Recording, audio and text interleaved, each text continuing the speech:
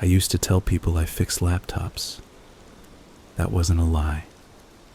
I replaced swollen batteries, cleaned out dust, pulled hair out of fans. I swapped bad drives and copied baby photos off machines that hadn't been backed up since they left the box. I liked the predictability. A screw rolls under the couch, you get a flashlight. A file is gone, you dig until you find an older version. There's a path. There's always a path. When rent went up and clients moved away, I took whatever work I could find. Data recovery, malware cleanup, odd jobs on forums where the avatars were animals with helmets and everyone posted at weird hours. Mostly it was boring. Mostly it paid enough to keep the light over the sink on. The bad job started because of a folder that wouldn't delete. The guy's name was Caleb. He looked like a kid, but his hands were scarred like he worked outdoors. He brought me a gaming laptop that hummed like a fridge. He said it was slow, probably dust. He didn't make eye contact. He had cash. I told him to come back in a day. I opened it on the kitchen table, blew the fans out over a sheet of junk mail, then ran a basic cleanup. In the user folder was a directory with a nonsense name, 4 words that didn't go together, all lowercase. It wouldn't delete. It wouldn't even open. Every time I tried to touch it, the machine hung. I've seen that before with ransomware leftovers and old crypto miners. I rebooted into a live environment and mounted the drive read-only, just to poke it without waking anything up. Inside that folder were more folders, all with the same length names, a tree that went down and down. At the bottom were a handful of files, not videos, not images, text. I remember thinking, thank God. I wasn't up for reporting anything or having the cops take my only computer again. I've done my time being a good citizen and watching my rent vanish in the weeks it takes to get your hardware cleared.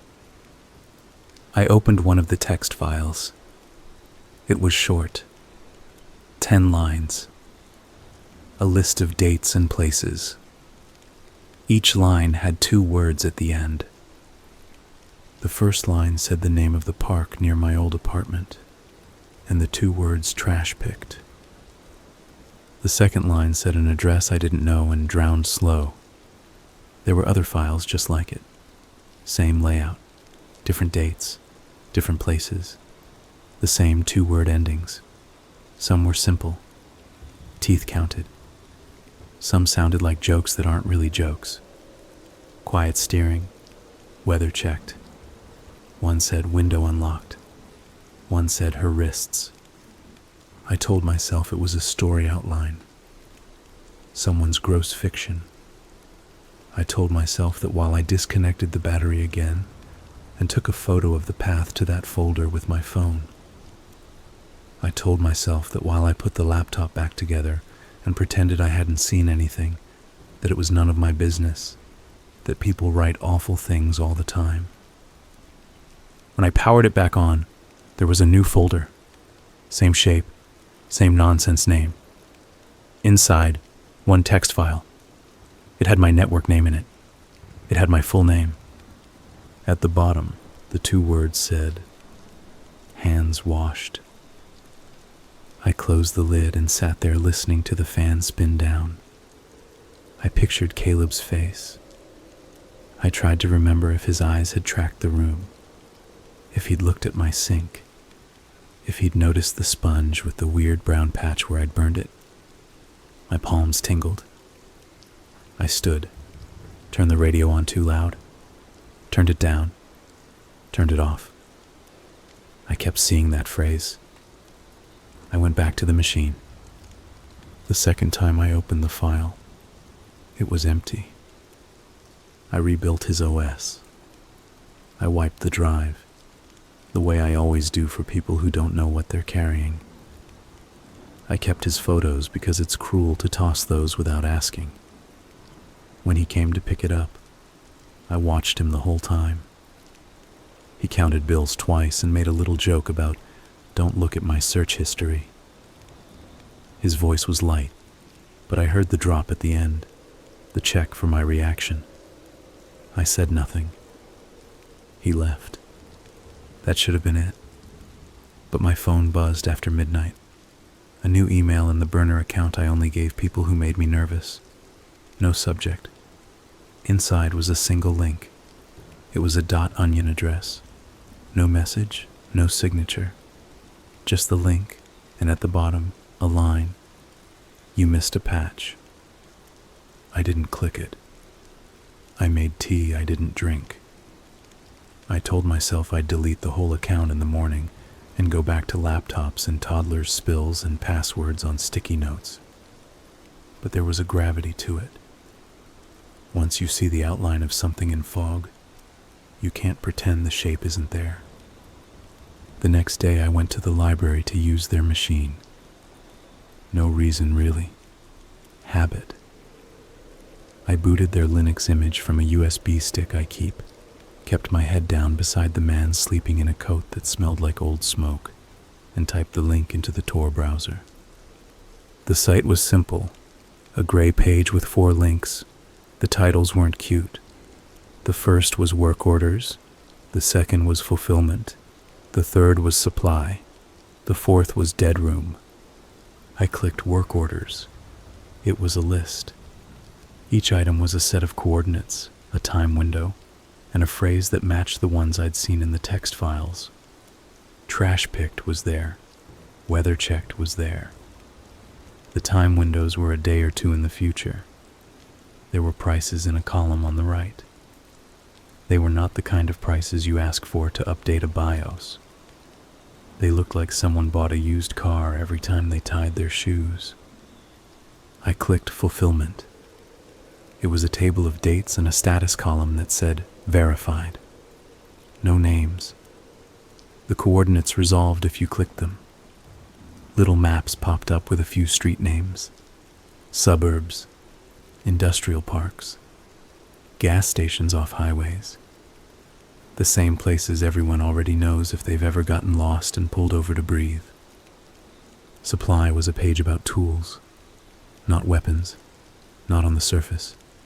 Glove brands, boot brands, bolt cutters, a particular kind of trash bag, cleaner, bleach, things you would see in a garage and ignore. Dead room was empty except for a blank field and a button that said, "Confirm receipt." When I hovered, a tooltip said, "For internal use only." The user count at the top of the page said, 1. Me. I closed the whole thing and stared at the wall of the study room while a kid tried to make the printer stop smearing his homework. The email with the link didn't come from Caleb. It came from an address I couldn't trace even if I'd wanted to. But 1 hour later, another email arrived. This one from Caleb's regular account, the one with his silly gamer tag. "Hey man," he wrote, "the laptop's running nice. Quick question. Did you have any trouble with a strange folder? It kept hanging on me before." I stared at the screen until the text bled. I typed, "Nope, nothing strange. All clear." Then I backspaced it all and wrote, "There was a corrupted directory." I wiped it. He didn't reply. A week passed. I cleaned out a desktop that had a colony of ants living in the power supply, which is more common than anyone thinks. I swapped a keyboard for a guy who ate at his desk and turned his spacebar into a cracker. I tried not to think about maps with coordinates. At night I checked the link again. Sometimes there were new work orders, sometimes there weren't. I didn't see names. I didn't see faces. It didn't feel like a site made for the kind of crimes that show up in movies. It felt like a spreadsheet with a door. On a Tuesday, I recognized an address. The coordinates were 2 blocks from the bodega where I buy my coffee. The time window was the next day, The phrase was stairs washed. I clicked through expecting a paywall, a trap, something obvious that would make me close the lid and say I was done. Instead, there was a line that said, contractor pending, and a button that said, accept order. I thought about leaving it alone. I thought about calling someone. But who? What would I say? Hello. There's a gray page with words that feel like a bad dream, and I'd like you to go stand near the corner of a street and see if something happens. They'd tell me to send screenshots. They'd ask me how I found it. I'd see the same tired looks, the same polite dismissal, or worse, too much interest, the wrong kind. My finger moved before I decided. I clicked accept order. The button changed to in progress. There was a page for my jobs now. It said one item with a timer counting down. At the bottom, a line appeared. Confirm with supply. Under it, a list with checkboxes, gloves, boots, a mask, cleaner, trash bags, a flashlight. I checked everything except the boots because mine were old and split at the toe. A box popped up asking for a delivery address. I almost closed the whole thing again. Then I typed the address of the mailbox place in the strip mall where I used to pick up parts. The box changed to confirmed. It said, delivery 3 to 5 hours. It was midday. I left, walked to the bodega, bought coffee I didn't drink, then sat in the park where the benches are packed dirt under the legs, and waited for my name to be called by nobody. When the clock app on my phone said 3 hours had passed, I walked to the mailbox place. There was a package. No return address, but that's normal for that place. The clerk slid it across the counter with the same bored glance she gives everything. It was light. Inside were the supplies I'd checked. The brands matched the supply page. I took them home and stacked them under the sink. The next morning I woke too early and sat on the edge of the bed staring at a pair of boots I didn't have. I put on the split ones and doubled my socks. I walked to the address 2 blocks from the bodega. It was a 6th-floor walk-up. The buzzer directory was a grid of taped-on names, some in marker, some in faint pencil. A missing pet flyer curled on the glass. The stairwell smelled like a mop left wet in a corner. The lights were on motion sensors that lagged, so you'd take 3 steps into darkness before they clicked. I stood in the entryway pretending to check my phone and waited for someone to come in. When a woman with a bag of laundry pushed the door with her hip, I slipped in behind her like I belonged there. She didn't look at me. My heart kept trying to punch a hole through my ribs. I climbed to the 2nd floor and stood by the landing window. It faced the alley where the trash sat in plastic bins. I didn't know what I was looking for. The job title said stairs washed. I told myself I could clean some stairs and leave. I told myself maybe this thing was just a shared calendar for the building super who liked to pretend he had a secret, just for fun. I told myself a lot of things. A door opened above me. A man came out with a small carton, the kind where you keep screws and nails. He passed me without a glance, went down, and turned into the basement. Then he came back up 5 minutes later without the carton. He wasn't doing laundry. He wasn't a tenant. Or if he was, he wasn't acting like one. He wore new boots. I followed him at a distance that felt silly, and then felt like not enough. He went to the 4th floor and entered 4B with a key. He was in the apartment for 12 minutes. I counted. He came out with the carton again. He walked down to the 2nd floor where I was standing, and he smiled at me like we were both here to fix something. I nodded as if I were the super's nephew. He went down. The lights clicked off when he reached the bottom, and then on again when the door opened. The sound of the latch was the only noise on the whole block. When he was gone, I climbed to 4B. The hallway was quiet. I listened. Nothing. I tried the knob. It turned. The door opened an inch. I pushed it wider and stepped into a room that smelled like new paint and lemons. It was empty. That's what I thought at first.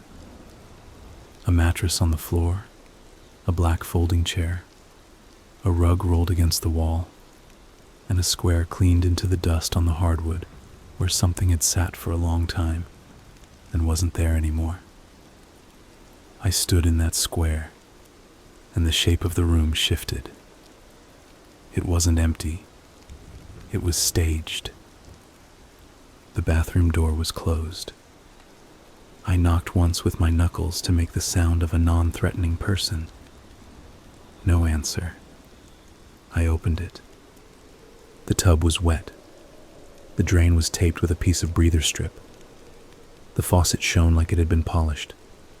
There was no blood, no hair, nothing to hang a certainty on. But there was a smell under the lemon cleaner. It wasn't rot. It was the thin, flat smell of a hospital gown. I should have left. I should have walked out and gone home and put the package back in the mailbox and changed my email address and pretended I'd never learned how to spell coordinates. Instead, I took out my phone, opened the camera, and took photos without thinking about where they would go. When I turned to the mirror, there was a message in the fog. It wasn't fog, of course. It was the faint outline of a finger dragging across glass days ago, cleaned since then, the oils you can't fully erase. It said, "You're late." I stepped back so fast I banged my spine on the towel bar. The sound echoed like a room laughing at me. I left, closed the door, wiped the knob with my sleeve, walked down the stairs one step at a time because my legs were too loose to trust, and pushed into the street like a swimmer reaching air. At home, I opened the gray site and clicked fulfillment. The job I'd accepted now showed a check mark. It said verified in the status column. I hadn't done anything. That's what I told myself. I clicked dead room again and typed "I didn't do this" into the field before I caught myself and deleted it. My hands shook. I thought about the man with the boots. I thought about the carton and the 12 minutes and the clean drain. In the work orders list, a new entry appeared with coordinates I didn't recognize. The phrase at the end said "curtain pulled." I closed my eyes and saw the square in the dust where something had been. Maybe a curtain rod leaned against the wall. Maybe nothing. I would have told myself I was being dramatic if it weren't for the next thing that happened. Someone knocked on my door. I live in a building where nobody knocks. People shout through the door, or buzz if the front panel is working. They text. They don't knock like they know you, and it's time to talk about something you agreed on. I didn't move. The knock came again, soft this time. "Hey," a voice said. "Caleb, you in there?" I thought about not answering. He already knew where I lived, obviously. He stood outside the thin wood and spoke at normal volume. "So," he said, "you accepted a work order." I opened the door because there was nothing else to do.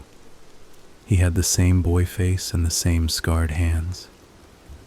He looked over my shoulder, and then past me, as if my apartment were a camera lens he had to check. He stepped inside without being invited. He took a slow breath like he was trying not to smell something, and smiled the way you smile before you say something that will make the other person leave. "Don't worry," he said. "You didn't do anything. You'll learn the timing. That's why I'm here." "Why are you here?" I asked. "To onboard you," he said. "Supply is quick, but they never include boots. People like to pick their own." "I didn't accept anything," I said. He laughed, not cruel, just tired. "Everyone says that on day one. It's like a superstition. You think if you didn't say yes out loud, it didn't happen. Not how this works." "What is this?" I asked. "What's the site?" "It's a platform," he said.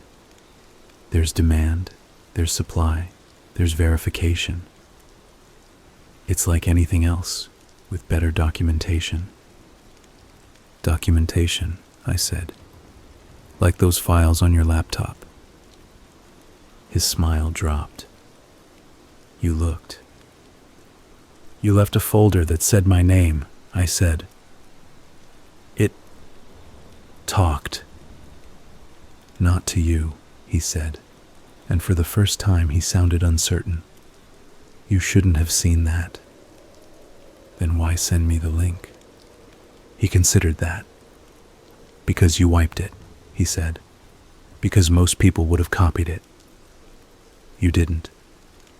That means you're either afraid for the right reasons, or you understand what it costs to hold something." He walked to the sink and crouched to open the cabinet. He saw the package with my supply and nodded like we had just bought the same brand of rice. "I don't want to be part of this," I said. "Whatever this is." "You are," he said. "That's the point. You accepted." "I can unaccept." "You can try," he said. "But you've already been assigned. That's why I'm here. I'm your caretaker." "Caretaker?" He straightened. "The one who makes sure you don't mess it up. The one who answers your questions for the first month. The one who gets in the way if you panic. Think of it like training wheels, except the bike is a building, and we're riding through people's lives." "People's lives," I said. "You mean?" "I mean we maintain a process," he said. "Tasks appear. We take them. We complete them. Sometimes that process interrupts people. Sometimes it ends them. But the process matters more than any single person. That's what everyone learns eventually." He said it like he was explaining how water finds the lowest point. "I don't want to do murders," I said. I heard the kid sound in my own voice and hated it. "That's not what you're doing," he said. "You're doing a part of it. A small part. You clean the stairs. You pull the curtain. You leave a door. You count something and send the number. You remind someone of a time. You hold a window open. You'll never have to touch the part you're afraid of. The process takes care of itself." "Brutal things happen," I said. "Call them by their names." He shrugged a little. "Brutal things happen with or without us. The process keeps score." I should have told him to get out. I should have thrown the package back at him and pulled the battery from every device I own and slept at the bus station like a person who knows he's being hunted. Instead, I did the worst possible thing. I asked a practical question. "What does dead room mean?" I said. "Verification," he said. "Not by a person, by absence. A job isn't fulfilled until the space where someone used to be is measured empty. Not just an empty room, an empty pattern.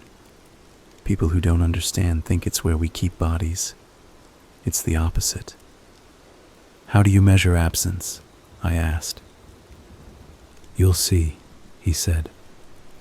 "Come on, you've got your first one tonight." "No." "Your name is already on it," he said. "You can come with me and do it right, or I can do it for you and mark you as dead weight. Dead weight doesn't get a second chance." I didn't sign anything, I said. You clicked accept, he said. It's the only signature that matters here. He looked at me like he was waiting for a last act of resistance. When I stayed still, he nodded. Boots, he said. We'll get you a pair. He took me to a place I would never have found without someone who already knew where to park. It was a warehouse that sold restaurant supplies in bulk. In the back was a rack of work boots. He picked a pair in my size and told the cashier he had store credit. I didn't see him hand over anything. The man at the register didn't blink. You're going to think the money is the reason, he said while we walked in the amber light behind the building. It's not. It helps. It makes certain problems small. But it isn't the reason you'll keep going. You're wrong, I said. He shrugged. You can believe me later. That night we drove to a subdivided ranch house on a crescent street where the mailboxes are ornamental. The job title was Door Held. The map showed a pin in the bend of the road. The time window was open for 6 hours. The air had that cold bite you feel in parking lots behind grocery stores when they've just hosed the pavement. We parked 2 blocks away and walked with empty hands, because empty hands do not startle people. Rule 1, he said, voice low. No weapons. If you carry something, you'll find a reason to use it. Rule 2, don't improvise unless the task is wrong or the timing failed, he said. If the timing failed, walk away. What's the timing? I asked. He held up his phone. On it was the gray site, but not the one I saw. His had a 5th link at the top. Metronome. He didn't explain. He didn't have to. He looked at the house and then at the screen like a man waiting for a train he could hear before he saw it. We walked up the driveway like we belonged to someone inside. He pushed the side gate with 2 fingers, and it opened the way doors do when they've been oiled as an apology. The side door to the garage was cracked. He stopped, listened, and then held it wider with his wrist. Task says door held, he whispered. You hold it until it's time to stop holding it. Don't look inside. Don't look at anyone who looks at you. If someone comes who isn't supposed to, I'll handle it. How will you? I started, but he was already moving, a shadow with boots. I stood with my foot holding the door open.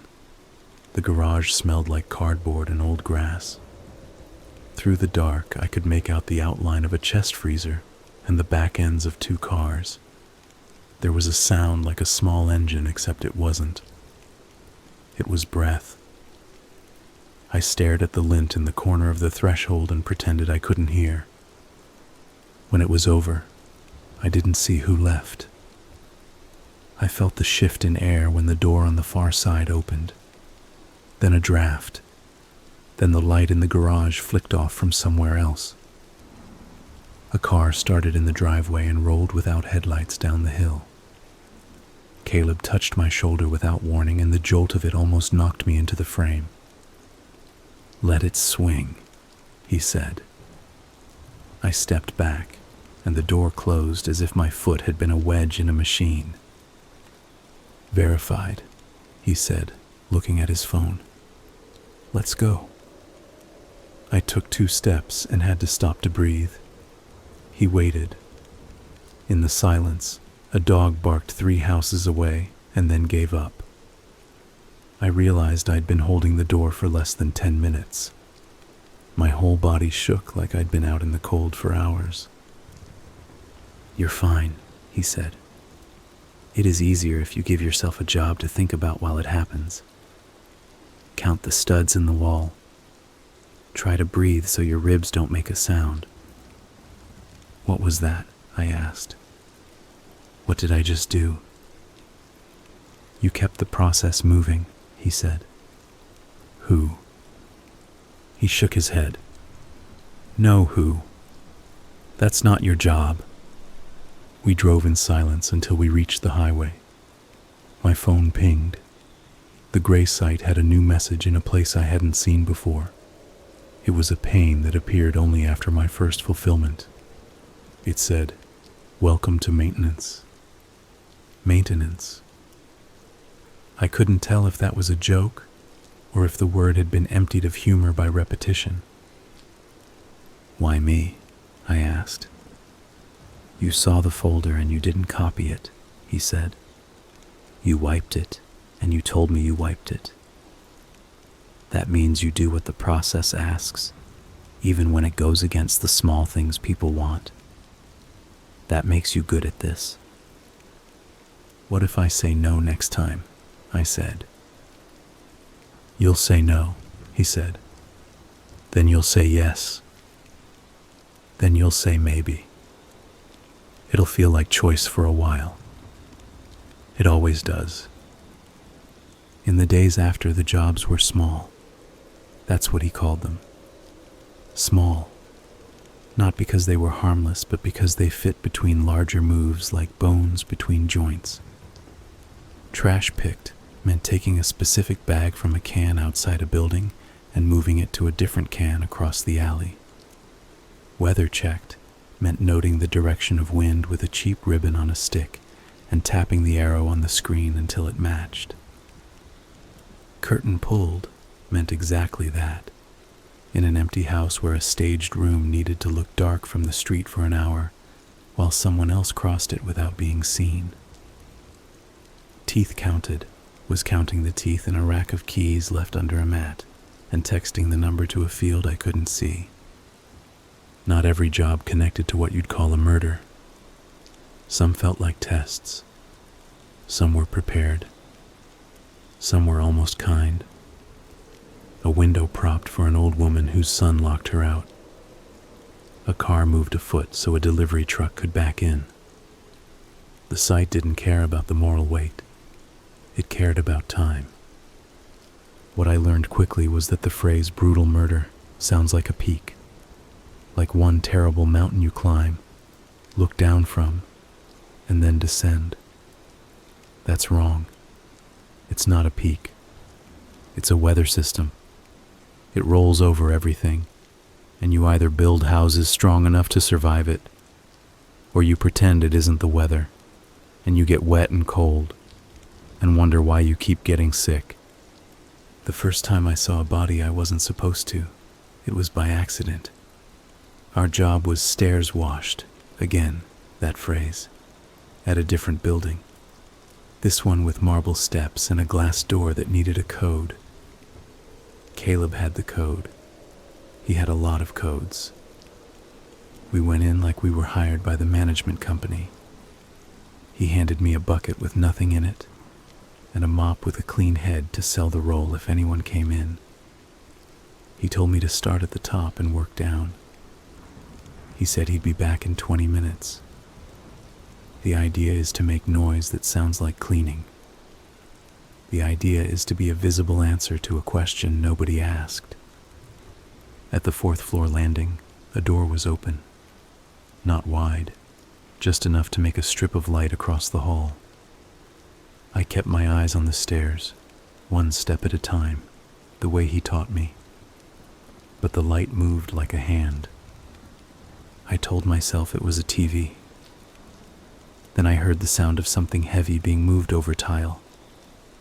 I looked because I am a person, and people look. In the kitchen, a man with shoulders like a coat rack was lifting a rolled rug onto a dolly. It occurred to me, in an ugly little bubble of thought, that I was seeing exactly what everyone imagines when they say, rolled up in a rug. I hated that it matched. I hated that the rug was patterned, and the pattern made the curve look like a muscle. He didn't see me. Or if he did, I was only a figure with a mop in his periphery. Another man, smaller, strong in the way of swimmers, taped the rug ends with painted hands. There was no blood. There was no screaming. The kitchen was bright and clean in the way rooms are right before a party. The smaller man told a joke I didn't hear. The big man didn't answer. He wheeled the rug down a hall. They worked like people who have moved furniture together before. I backed away and washed the same square of marble for 5 minutes, waiting for my breath to come back. When the elevator opened and the cart rolled in, I took the stairs in a hurry that had to look natural. On the second floor, I passed a woman with mail, and she frowned at the mop water dripping toward her shoes. I wanted to say, "Don't go up there." I wanted to say any true thing. I said, "Sorry," and made myself smile. Outside, Caleb was sitting on the low wall under a tree, trimming a thread from his sleeve with a pair of scissors that folded flat. He saw my face and stood. "You looked," he said. "I didn't mean to." "You have to not look," he said. "It isn't for you." There was I couldn't say the word. It felt like inviting something into my mouth that didn't belong. "They'll be gone," he said. "That's the point. You wash the stairs. They don't leave tracks. Everyone goes home." "Everyone?" I asked. He almost smiled. "Everyone who's supposed to." The next few jobs blurred. That's not a literary trick. That's what happens when your brain gets more than it can hold. It makes a foam of things, and you can scoop any handful and find pieces of all of them. I started noticing patterns. The phrases weren't random. Teeth counted always happened before a job with a timer that sped up. Curtain pulled meant a crossing. Door held meant a leaving. Weather checked meant something involving smoke, though I never saw smoke. The 2-word endings in those old text files were titles of moves, and each move had a rhythm. The money showed up whether I wanted it or not. I'd wake to a deposit into a wallet I'd never created, then an email with a conversion and a set of instructions for how to pull cash out of a place that was near, but not too near. I followed the instructions because I was scared of what would happen if I didn't. I paid my rent early and bought groceries like somebody who wasn't counting. That night I stood in my kitchen with the lights off and hated myself for feeling any relief at all. "Tell me about the dead room," I said to Caleb a week in, like I was asking a friend about his hobby and not inviting something to sit between us. "You'll do one when you're ready," he said. "What do you mean ready?" I asked. "I've been doing these." "You've been holding doors and washing stairs," he said. "Dead room is quiet. You have to be still. You can't move until the measurement is clean." "What measurement?" I asked. He made a face like it didn't translate. "Absence," he said again. "There's a shape. You sit in the shape and wait for it to be empty. It takes as long as it takes." "How long did your first one take?" I asked. He looked down at his scarred hands. 3 hours, he said. I almost threw up. That's when I knew I could stay. If you throw up, you smell it the whole time. It makes you want to leave. But I stayed. The night he brought me to my first dead room, I knew it would be a mistake to ask questions. He could tell when a question was just a way of not stepping forward. He parked in a neighborhood that looked like it had been poured last week. All the houses had the same face. The map on the site showed a pin in the middle of a row, where the numbers on the mailboxes were units of air. 104, 106, 108. Ours was 110. The inside smelled brand new, the kind of new that's not truly clean but has never been used. It's how a shirt smells when you buy it from a store that stacks them in cubes. There was a dark rectangle on the wall where a TV had been, removed recently. There were rings on the counter where glasses had been washed and left to dry upside down. There were no photos, no magnets, no personality except the little dents in drywall where a couch had rested and left a memory. Caleb led me down a short hall. He opened a door. The room inside had no windows. It was the size of a walk-in closet and not as nice. He handed me a plastic chair from the corner and told me to place it in the center of the room. I did. He left and closed the door.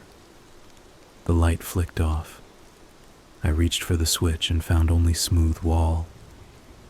"I can't see," I said stupidly to a closed door.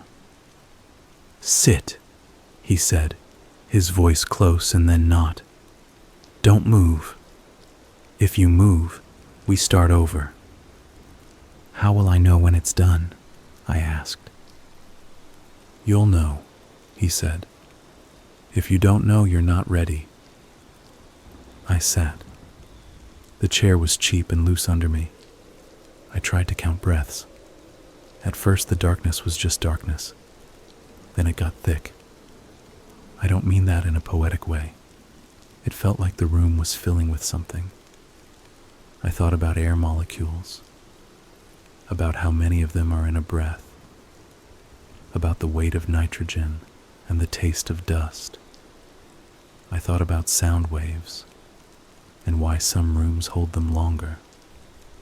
I thought about the shape of absence like it was water in a glass, and I was waiting for the surface to stop trembling. After a while, something shifted. A pressure I hadn't noticed lifted, like a headache you carried for a day and then forgot until it ended. My cheeks felt cool. The chair stopped clicking under me like a bad knee. I didn't know if I was imagining it. I didn't want to fail. I didn't want to call out too soon and watch the door stay closed. I waited. The sensation returned and then thinned again. I realized I was feeling my own fear feeding back on itself. I waited past it. I waited until the dark felt empty in a way that let me picture the room exactly. The cheap carpet, the glue seam at the baseboard, the scuff in the corner where something heavy had been dragged along the floor and set down to rest. And beneath that, nothing. No presence. No echo. I felt it like a click between teeth. "Now," I said, and my voice surprised me with how sure it sounded. The door opened. Light from the hall made a long rectangle I didn't want to step into. I didn't want to leave. It felt wrong to move after the room had finally settled. But he nodded and I stood. The site on his phone said verified. He showed me the check mark like we were following instructions on a baking mix. We left by the back way so the front door could stay locked, because the lock was part of someone else's timing. In the car, he asked me if I'd moved. "I wanted to," I said. "And?" "I didn't," I said. "Then you'll be fine," he said. "Dead room is the only part most people can't do. They think it's about darkness. It's about guilt. It wants to stick to anything with a pulse." "Whose pulse was in that room?" I asked. He looked out the windshield. Not our question. After that, the jobs got heavier. The phrases changed shape. "Hands washed" appeared on my dashboard one morning. The two words that had sat like a hook in my mind since that night with the text file. The coordinates were my street. The time window was open now. There was no prep, no supply list, just the instruction and the button. I stood at my sink and looked at my hands like they belonged to someone else. My palms were dry from cleaner. The lines looked deeper. I opened the site and stared at the phrase until the letters blurred. "Don't be cute," Caleb texted me. "It doesn't mean your hands." "What does it mean?" I typed. He replied with a location pin 2 blocks away. "Go," he wrote. "You have 10 minutes." It was a park made of 3 trees and a bench, the kind you only notice when the city puts a fence around it to plant new grass. A man sat on the bench with a paper bag next to his knee. He was older than me, not by much, with tired eyes and a jaw that made him look brave by accident. I started to walk past him because I didn't want to be part of his day, and then he said my name without looking up. I stopped. He kept his eyes on the pigeons.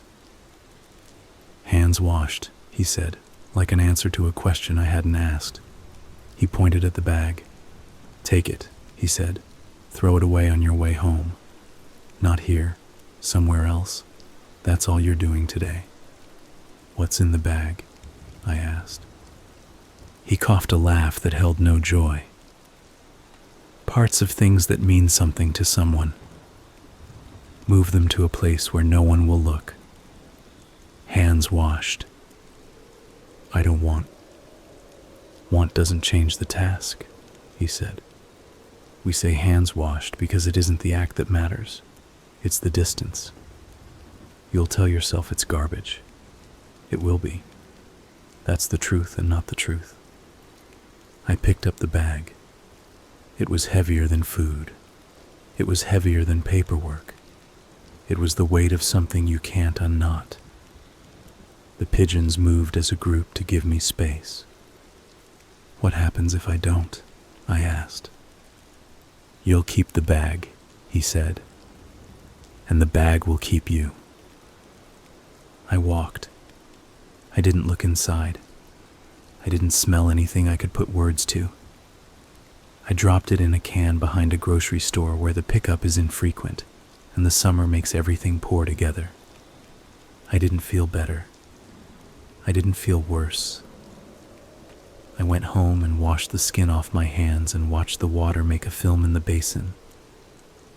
I kept waiting for the run of the jobs to end. That's the human mistake. We think everything has a season. We think there's an off switch if we find the right word to say in the right ear. But the jobs kept coming. The site was never crowded. I never saw the user count above 5. It felt like a small crew keeping a big engine from seizing, doing tasks that shouldn't exist and yet did, because someone decided they needed to. I'm not telling you this to scare you in the way people imagine when they say, dark web horror story. I'm not here to tell you about masked men and streams and sick donations. There are those places too, and they smell like mildew and self-parody. The page I saw was quiet. It didn't sell anything. It didn't perform. It made the smallest parts of something terrible move smoothly.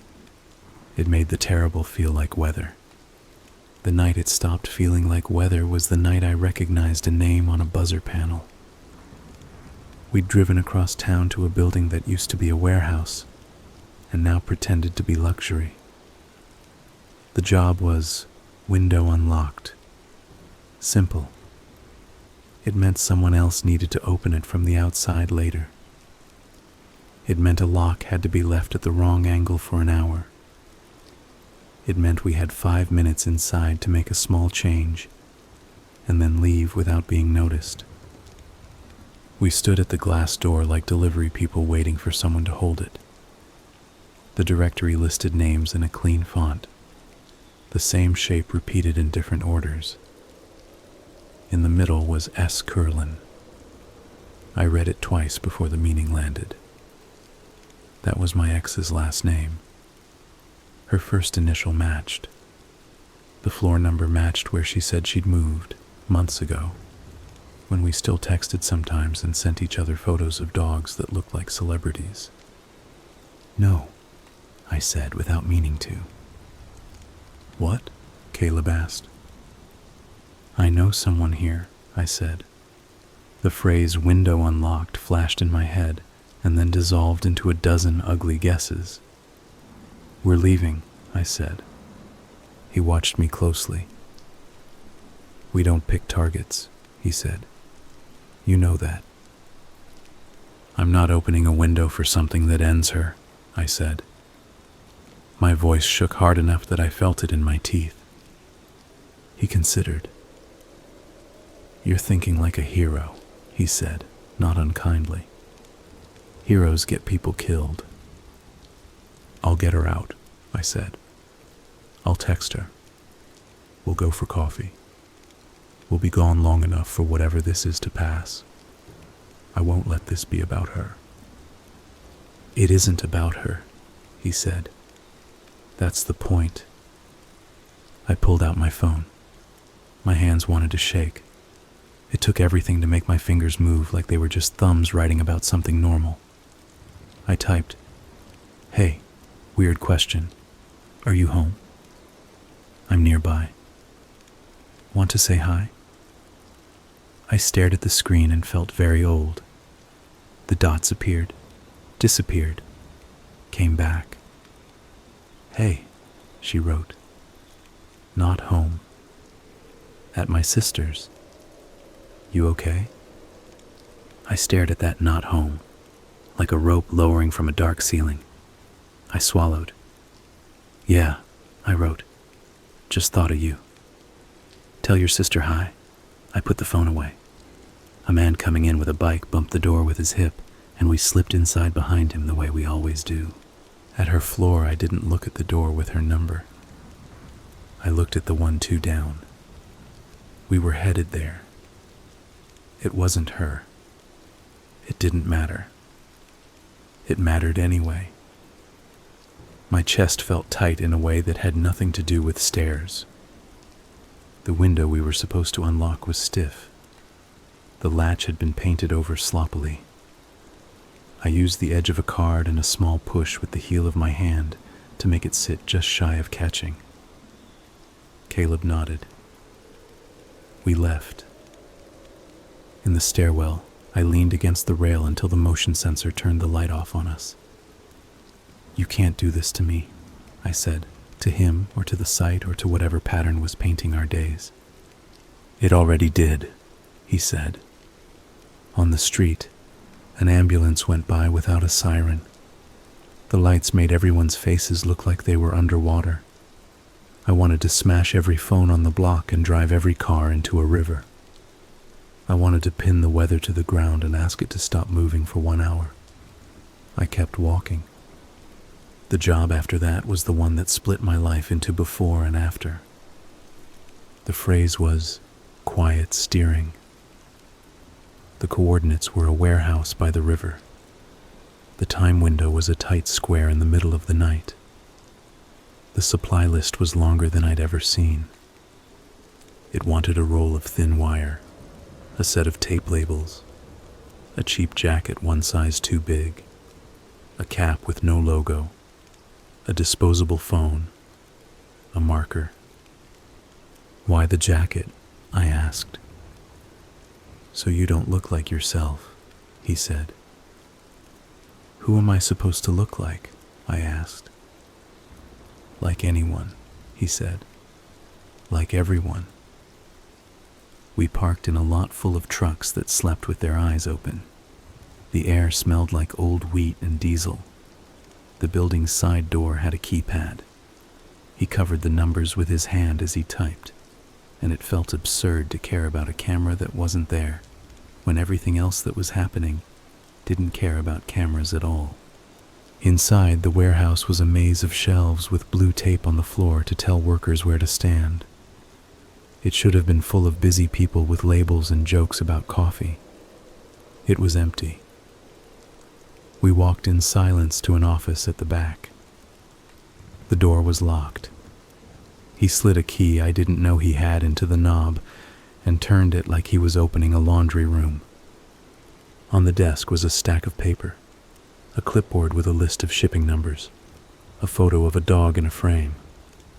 On the floor next to the chair was a pair of boots, the old pair, split at the toe. My boots. Not mine, obviously, but the same. It made a loop in my head I couldn't escape. I stared at them while he handed me the disposable phone, already on. A text window opened with no number, just a name at the top. Caretaker. Not me, he said. Another one. You'll message when you're in place. You won't say where. They'll know. In place for what? I asked. You'll steer, he said. Quietly. Steer what? I asked. But he was already walking, and I followed, because by then that kind of following felt like gravity. We crossed a catwalk over an open space where someone had painted lines last week. We stood on a platform above a loading bay that gaped like a mouth. The river slid by on the other side of a fence. He showed me a control box with 3 buttons. Up, down, stop. He pointed to the sequence on his phone. When you get the first message, press down. When you get the second, stop. When you get the third, up. And who? I started. Not our question, he said. Our question is when. I stood on the platform with the cheap jacket on and the cap pulled low. The disposable phone sat in my palm like a stone. Caleb went downstairs and disappeared into the lines between shelves. I watched the river try to pretend it was calm. The first message came. Now. I pressed down. The gate lowered with a hum and a rattle. I could feel it in my knees. The second message. Hold. I pressed stop. The gate hung like a decision. Voices rose on the other side of the door, small with distance, then broke apart. The third message. Now.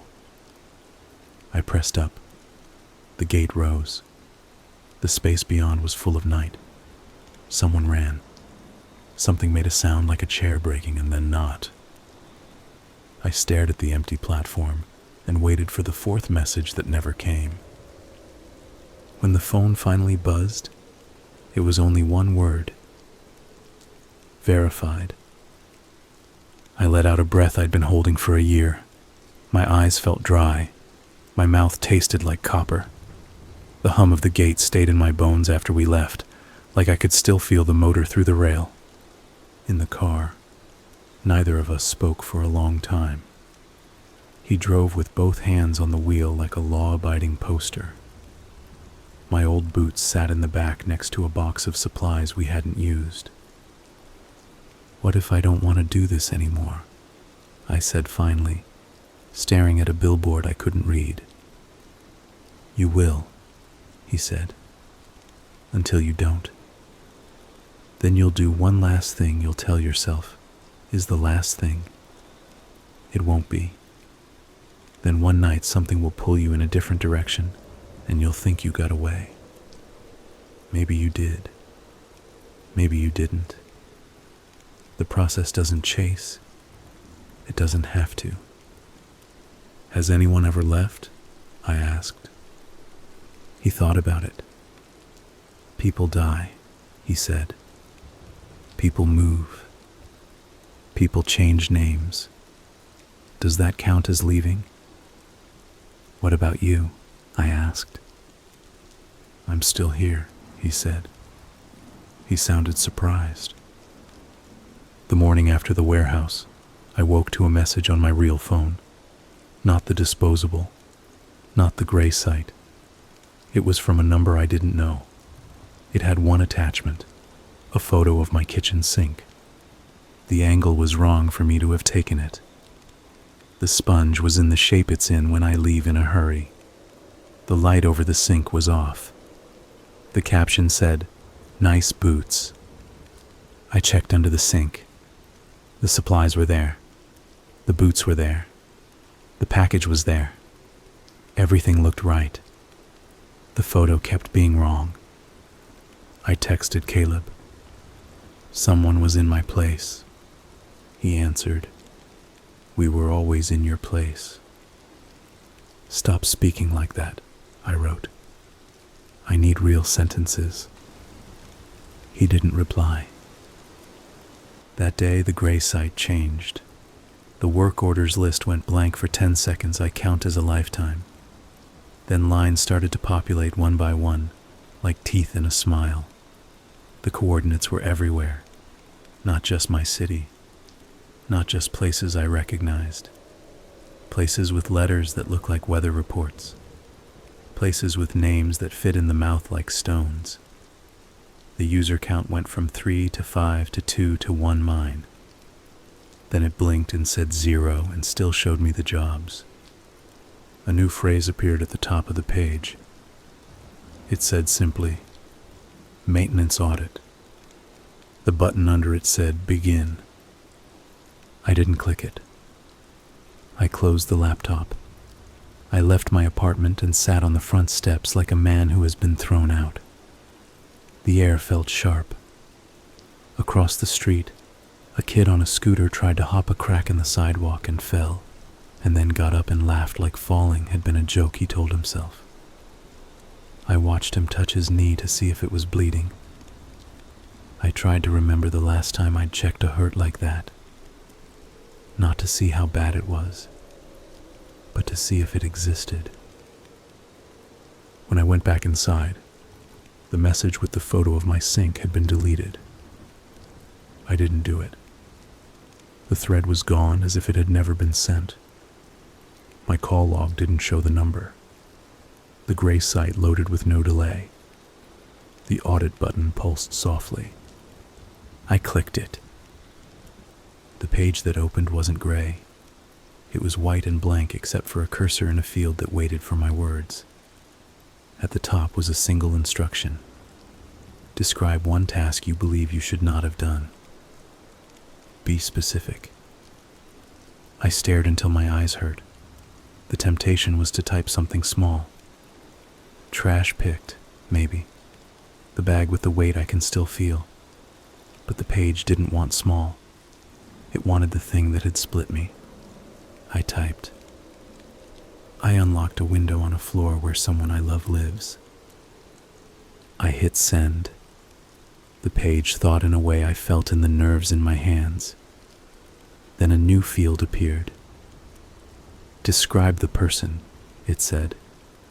Do not use names. I typed everything I could without writing her out of the world. The sound of her laugh filtered through walls.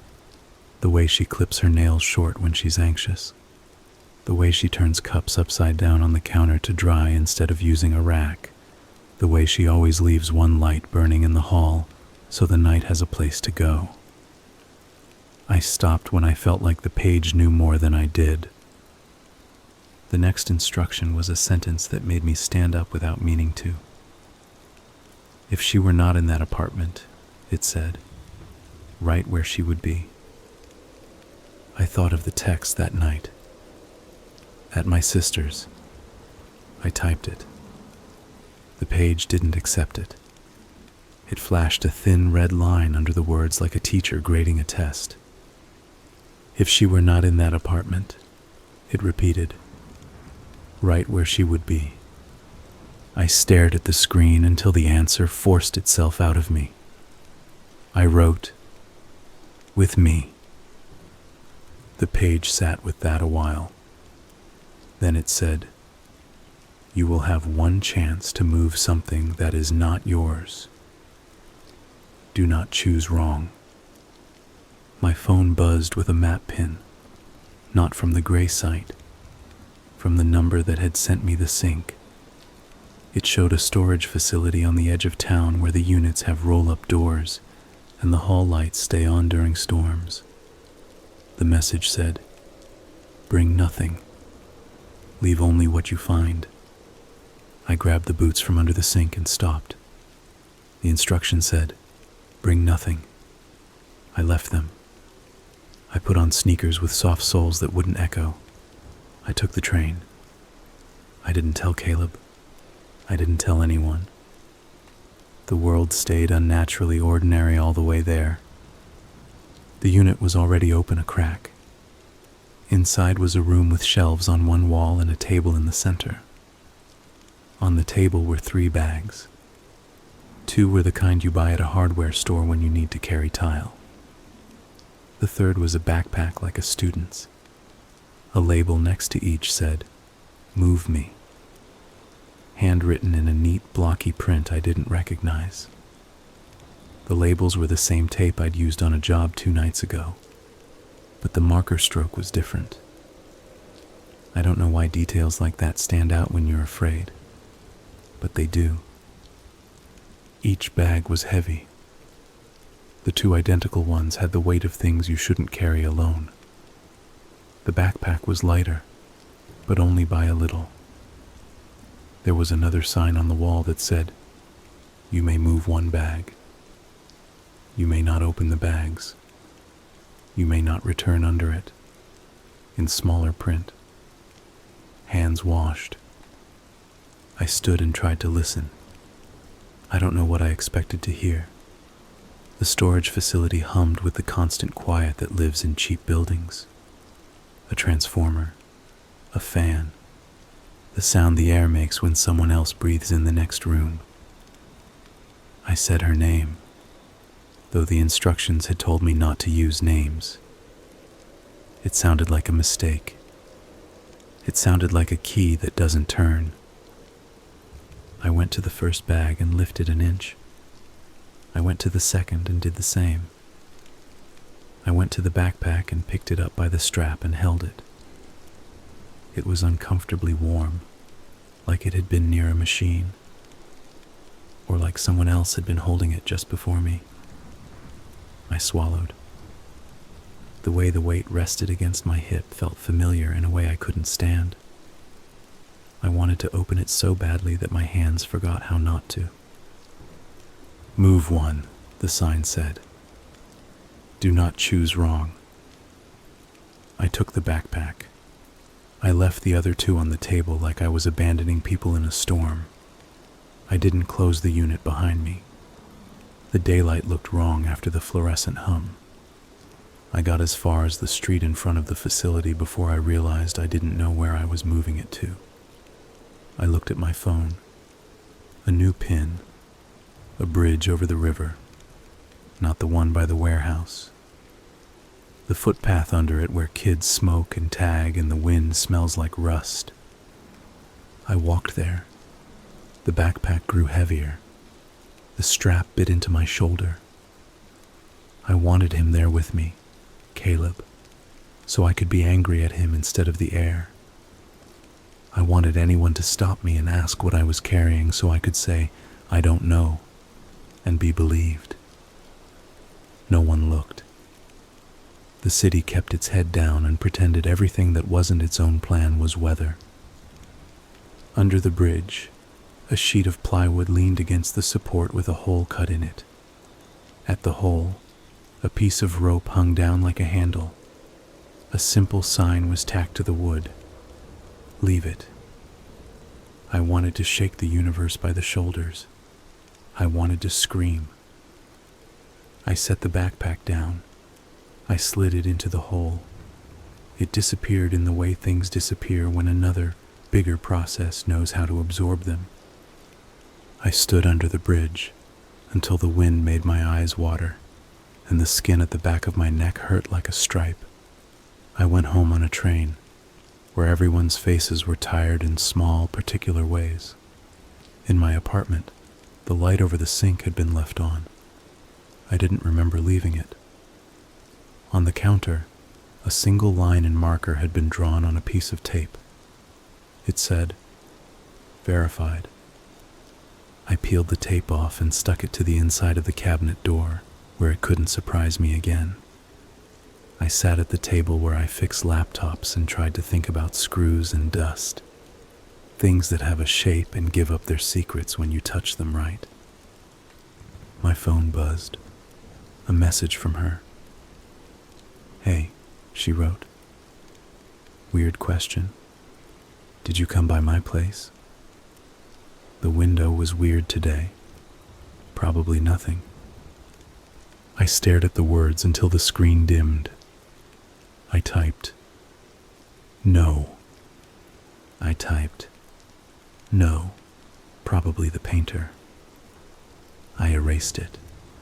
I typed, "I'm sorry." I erased that too. I typed, Do you want to get coffee? I stared at that for a long time and hit send. Dots. Then, sure. Tomorrow. Late afternoon. I felt relief and shame at the same time. The site dinged on the laptop. I looked. The audit page had a new instruction. Describe a task you believe should not have been done, it said. Be specific. The cursor blinked. I closed the page. My hands ached. My back felt like I had carried something for a long time and set it down in the wrong place. I lay on the couch and watched the ceiling not move. I thought about the dead room and how the air got lighter when the measurement was clean. I thought about the backpack and how the weight had felt like a name. I thought about the man on the bench and the way he hadn't looked at me when he told me to move the bag. I fell asleep with my shoes on. I woke to a sound that took a second to locate. Someone was at my door, knocking the way you knock when you don't want to be heard by anyone else. "It's me," Caleb said, his voice low. "Open up." I did. He didn't step inside. He stood in the hall with his hands in his pockets like he was trying to pretend we were just neighbors, and this was normal. "You did an audit," he said. "Something like it did me," I said. "What did you move?" he asked. "A backpack," I said. He nodded, like this was a math problem with a known solution. "Good," he said. The other two were decoys. The backpack mattered. "What was in it?" I asked. He shook his head. "Not our question." "Then what is our question?" I asked, too loud. "What is any of this? Why you? Why me? Why do I get messages about my sink? Why does the site know where my ex lives? When does this stop?" He stepped inside then and closed the door behind him. "It stops," he said, "when you make it stop for you. And sometimes when someone else makes it stop for you. Those are the only two ways. You came this far because you understand how to carry a thing without dropping it. But you need to decide if you're carrying it for you or for the process." "I don't know what that means," I said. "You will," he said. He looked around my apartment like he was measuring it for something. "Tomorrow," he said. "Take the afternoon. Don't do any jobs. Don't look at the site. Go have your coffee. Pretend things are weather again. And then, at night, I'll show you the other half." "The other half of what?" I asked. He looked at me like I had asked him to explain how wind works. "Of maintenance," he said. "Of the part you don't do, but you need to see. Once. Then you'll decide." "Decide what?" I asked. "If you'll be me," he said, "or if you'll go." He left without asking for my answer, because he knew I didn't have one. I slept badly. When I dreamed, I was sitting in the dead room again, counting my breaths and waiting for a click that meant absence. When I woke, the morning looked like it had been made for someone else. I didn't check the site. I didn't check my email. I walked to the bakery where she likes the rolls with the seeds. I looked at people's faces and tried to read the part of the story that sits in the eyes. The part that says how much they know and how much they tell themselves is just weather. She was already there when I arrived, her hair pulled back in the way that means she's either focused or tired. She smiled when she saw me. It hurt in a way I want to believe counts as a proof of being alive. "How are you?" she asked. "I don't know," I said, and we both laughed at how honest that sounded, even as a dodge. We talked about things that sit on the surface, work, rent. How the coffee here is too bitter and everyone pretends that's good. She told me about a neighbor who leaves shoes in the hall and how it makes her immediately mad in a way she doesn't understand. I told her about a client who poured a smoothie into a keyboard and acted offended that it had failed, like the machine should have learned to drink. I was careful not to look at the windows or the door in a way that would make her notice. I was careful not to ask if anything weird had happened. She was careful not to ask me why I looked so tired. We were both performing a maintenance that felt holy. At the end, she said, "I'm glad we did this." I believed her. I told her I was too. We hugged in that awkward way you hug someone who knows the shape of you and not the specific current version. She left with a wave. I watched her walk away until she turned down a side street and vanished like a good trick. I went home and sat at the table with the laptop closed and the site locked inside it. I waited until it got dark because I didn't want to be the one who raised the curtain. At 9, a message arrived, not from the site, from him. "Ready?" he wrote. "No," I typed. "But yes." He sent an address and a phrase I'd never seen before. "Half light," it said. No price, no timer, no supply list. Just the 2 words and the pin on the map, right on the river, at the place where the city runs out of ideas and dumps them into the water. I put on the boots I promised myself I wouldn't need. I locked the door and checked the knob twice, like that would make a difference. I walked to the station with the feeling that a part of me was already walking somewhere else. I took the train with the people who keep 3rd shift hours and pay closer attention. I got off 2 stops early to breathe. He waited under a streetlight that made his face look older. He handed me a mask, not the kind we wore during those years, but a painter's mask that smelled like rubber and a word I don't know. He didn't put one on himself. "This is where you see the other half," he said. "You don't do anything. You watch. If you move, we start over. If you talk, we leave, and it counts as having seen it, and you won't get another chance. Do you understand?" "I don't," I said. "But I will." We walked to the water. A barge moved like a sleeping thing in the dark. On the bank stood 3 men. They didn't look at us. Behind them, something like a frame had been set up. It wasn't a gallows. It was too soft for that. It looked like the skeleton of a tent with the fabric missing. Ropes hung from the crossbar with nothing tied to them yet. I felt the air go heavy, the way it does before a storm. He touched my elbow, and the touch had nothing in it. No warmth, no warning. Just a human fact I could hold on to if the weather got loud. "Whatever you think you'll do when you see this," he said, "you won't. That's not a judgment. It's a measurement. You are here to take the measurement."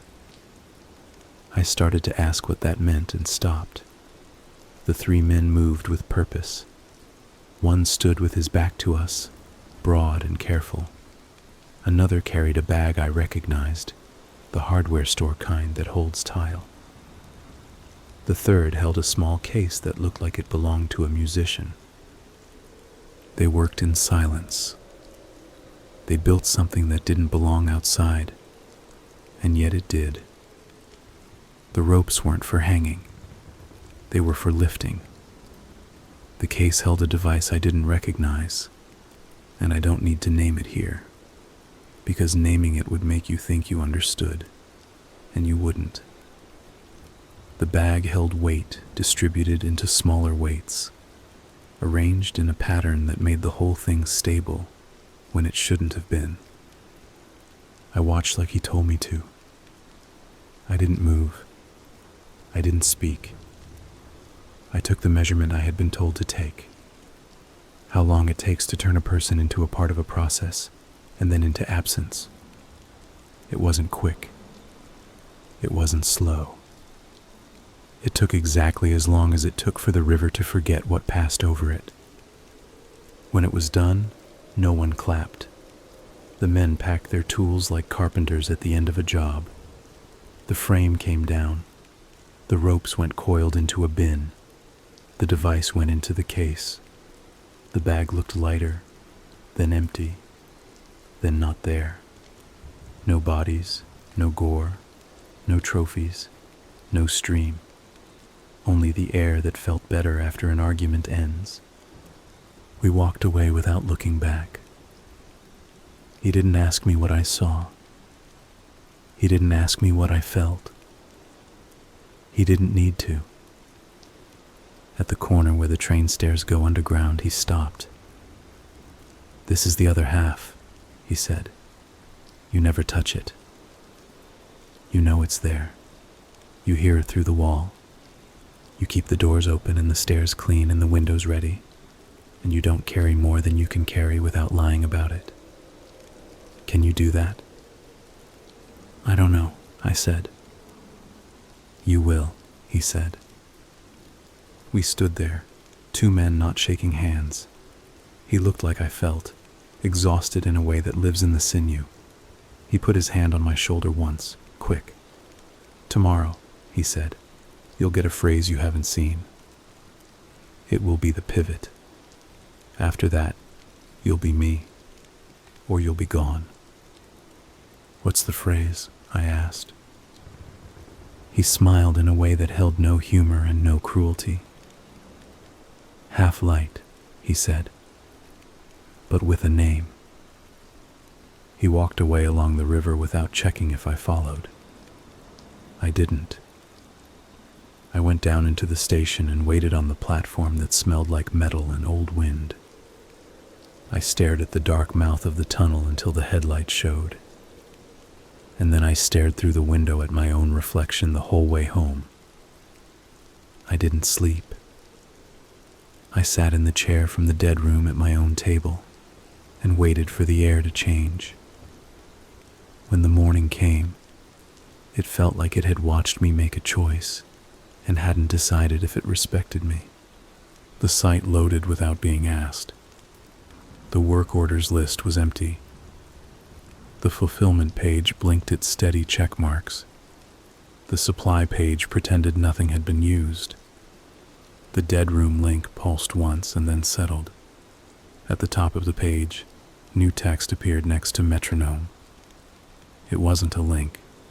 It was a word followed by a colon and two more words that made my mouth go dry. It said, "Half light, Caleb." I stared at the name until it stopped meaning him and started meaning a shape. I heard the echo of him at my door saying, "On board." The way he had stood in my kitchen like he belonged and didn't. The way he watched schedules the way some people watch birds. I had the sudden, horrible realization that I had been carried the way bags get carried. I had been moved from one table to another by a hand that didn't need to know what was inside. The instruction field opened by itself. "Confirm acceptance," it said, "or walk." The button on the left said accept. The button on the right said walk. I clicked neither. I stood. I put my hand on the light over the sink. It was warm. I turned it on. The kitchen went the color of early evening. I waited for a knock that didn't come. The site waited too, patient as weather, with both buttons hovering under the word that did not blink. I sat back down. I put my hands on the table and pressed until my palms hurt. I thought about the first folder that wouldn't open, and the text files with their two-word phrases, and the list of dates that must have been people's last days, whether they felt like last days or not. I thought, not for the first time, that there are two kinds of people. People who think everything is a story they can get out of by finding the right page. And people who know some things are weather, and you can only build around them or get washed away. I lowered the cursor onto one of the buttons. The two buttons waited like jaws. I stared at accept and walk until the words drained of meaning and came back again. I told myself I would count to 50 and click walk. At 30, I wondered what walk meant to a process that never chased. At 45, I thought about the dead room and how absence is a shape, not an act. At 50, I moved the mouse to walk. A new line appeared above the buttons before I could click. It didn't blink, didn't animate. It just settled there like it had always been waiting. Walking requires a replacement. Under that, name your caretaker. I didn't type. I knew what it wanted. You don't exit a machine without feeding it something that fits your outline. You don't walk away without a weight taking your place on the other side. I closed the laptop halfway like a person pretending to end an argument. The hinge made a small crack. I opened it again, and the words were still there. Patient. My phone buzzed. Caleb. I'm outside. I stood at the peephole for a full minute. He leaned against the opposite wall like a tired neighbor who ran into the wrong day. No one else in the hall. The building hummed the way it does when the boiler wakes up. I opened the door. He looked at my face, and then at my hands, like he was checking if I'd already clicked. You saw it, he said. I saw my name next to yours, I said. Half-light. He nodded once and stepped past me. He looked around my place with the quick, impersonal sweep that skips anything sentimental. You don't have to, he said.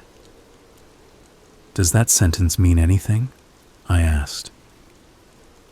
It means what it sounds like, he said. You can walk, but you still have to feed the turnstile. It wants me to write your name, I said. If I walk, it wants you.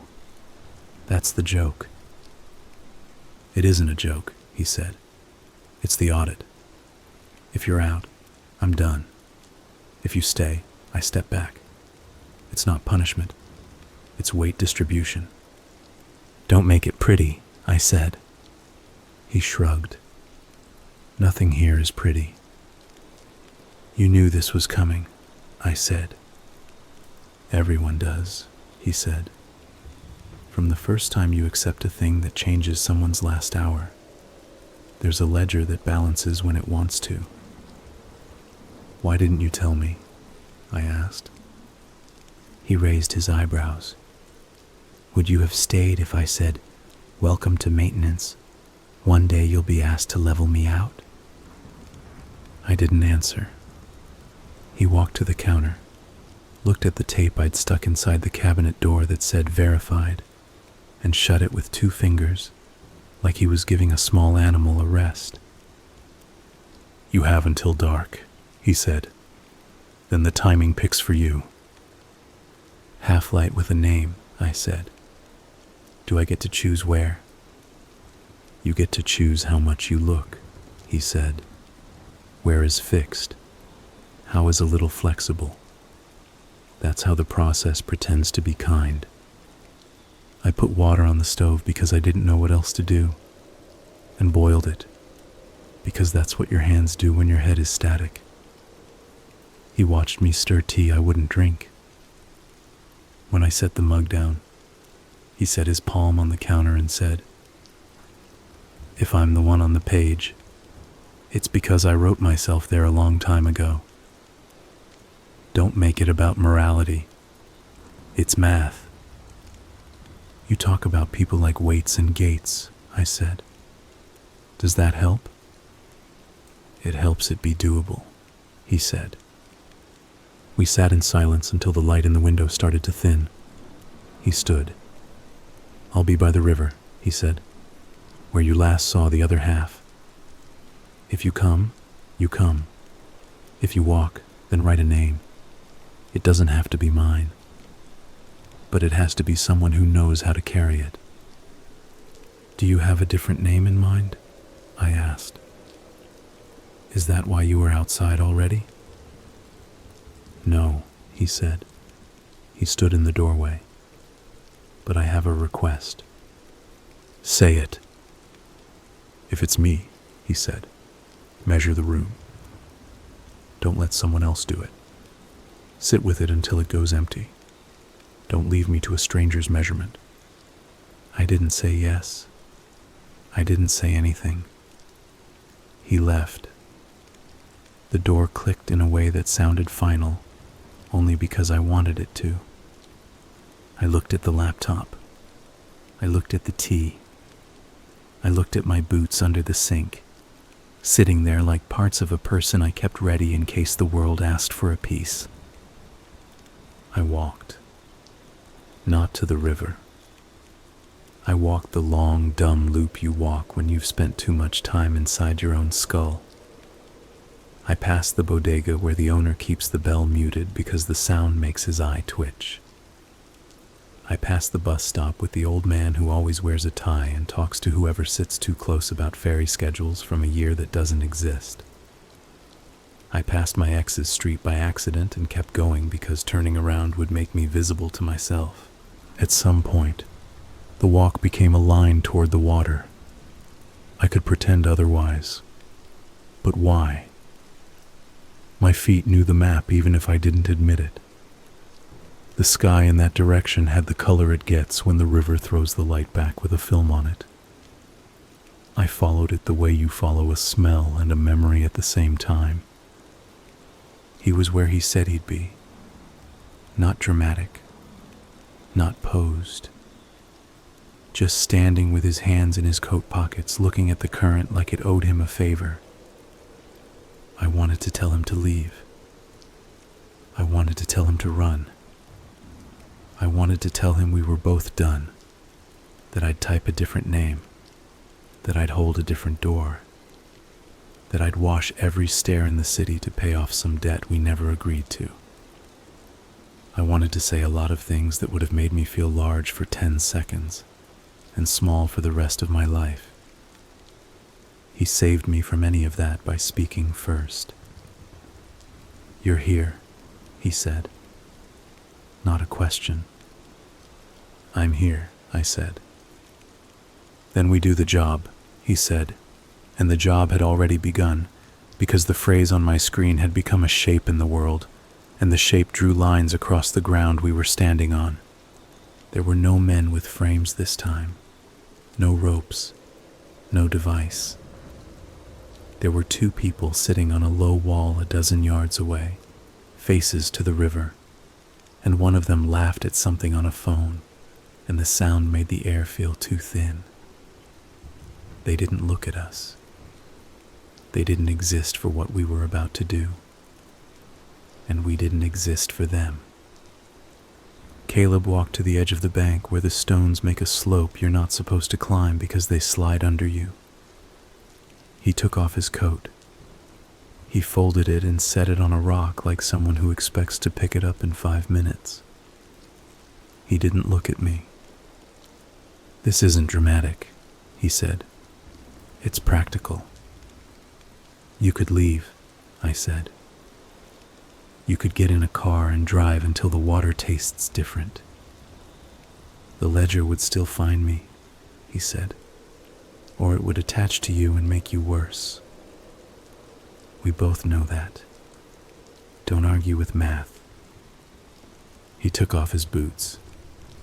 He set them beside the coat. He stood in socks on the stones and looked at the water. "You can push me," he said, "if it makes it easier. Or you can watch. Or you can walk away now and let a different shape handle it." "Stop making me the mechanic," I said, and then realized that's exactly what I was. I thought about the landings where I'd stood with a mop, making noise that sounded like nothing. I thought about the bag under the bridge. I thought about the quiet steering. I thought about his scarred hands and the first time he came into my kitchen and told me this wasn't about murder. It was about process, and how true and wrong that sentence had been at once. "Tell me one thing about you I don't know," I said. It came out childish and human, and I hated how much I needed it. He looked surprised, then not. "When I was a kid," he said, "I used to take apart the remote control and put it back together. Not because I cared how it worked, because I liked seeing the rubber mat with the little black dots that make contact. It made me feel like everything important was just under a layer you could peel up with your fingernail." "Did you ever break it?" I asked. "All the time," he said. "That's how you learn pressure." He stepped closer to the water. The sound from the two on the wall faded like a channel drifting. The current moved the way it always moves. We always give rivers too much credit for caring. "Okay," he said simply. "Measure it." He went into the water with no false drama. He didn't make a speech. He didn't ask me to tell anyone anything. He just stepped, slipped, regained, stepped, slipped again, and then the river took over the decision about where his feet belonged. I didn't help. Helping would have been for me. When his head went under, the part of me that makes hands move tried to stand up. I forced myself still. He had told me what to do. I was here to measure absence. The other half doesn't need you to play hero. It needs you to mark the time. My phone buzzed. A message from a number that wasn't a number, labeled caretaker. It said, "Now." I looked at the water that didn't show him anymore. I looked at the stones where his boots sat, damp at the toes from the air. I hit the button on the disposable phone still in my jacket pocket that I should have thrown away and hadn't. The button didn't have a label. It didn't need one. Across the river, a light went out in a window. Or that's how I remember it. It could have been a plane behind a cloud. It could have been nothing. But I called it a signal because I needed the shape. I stayed until the air shifted. It took longer than I wanted and shorter than I feared. Your body knows when a room empties, even when the room is outside and the walls are made of wind. The pressure in my chest eased. My jaw unclenched. I breathed without hearing it. "Verified," my phone said. The word looked obscene against the night. I gathered his coat and his boots because leaving them felt like littering a person. I didn't take them for guilt. I took them because weight travels in both directions, and carrying is sometimes how you avoid lying to yourself. I went home. I sat with his boots under my sink next to mine. I opened the gray site. The half-light line with his name had gone from live text to a check mark. Underneath, the user count said 1. The work orders list populated with a new shape I didn't recognize. The words "caretaker assignment in progress." I went to sleep without closing the laptop. I woke to a floorboard creak in the hall that was probably the building settling, or one of the feral cats that find their way in sometimes. I lay there thinking about the word replacement. At noon, the doorbell rang. Not a knock. The real brittle sound of the button that hasn't worked in months. I opened the door expecting no one and got a kid with a bike helmet in his hand. Not a kid, really. 20 maybe. Eyes that didn't know yet how to wear the weight they'd already picked up. "You got my email," he said. He used a name I'd made for a burner 3 years ago and never checked anymore. I didn't step aside. Who are you? I asked, though I already knew. Your replacement, he said. Then quickly, if you click walk, if you click accept, I guess I'm your, what did he call it? Mentee? He loved that word. He. The pronoun hit hard in a place in me I'd been pretending was numb. What's your name? I asked. He told me. It didn't matter. He would not keep it, not here. He shifted his weight and looked past me like there might be a sign on my wall that said how to do this. I fix phones, he said. Mostly. Screens, water damage. I found a page that had a list of coordinates and numbers that looked like a puzzle. I clicked a thing. Packages showed up.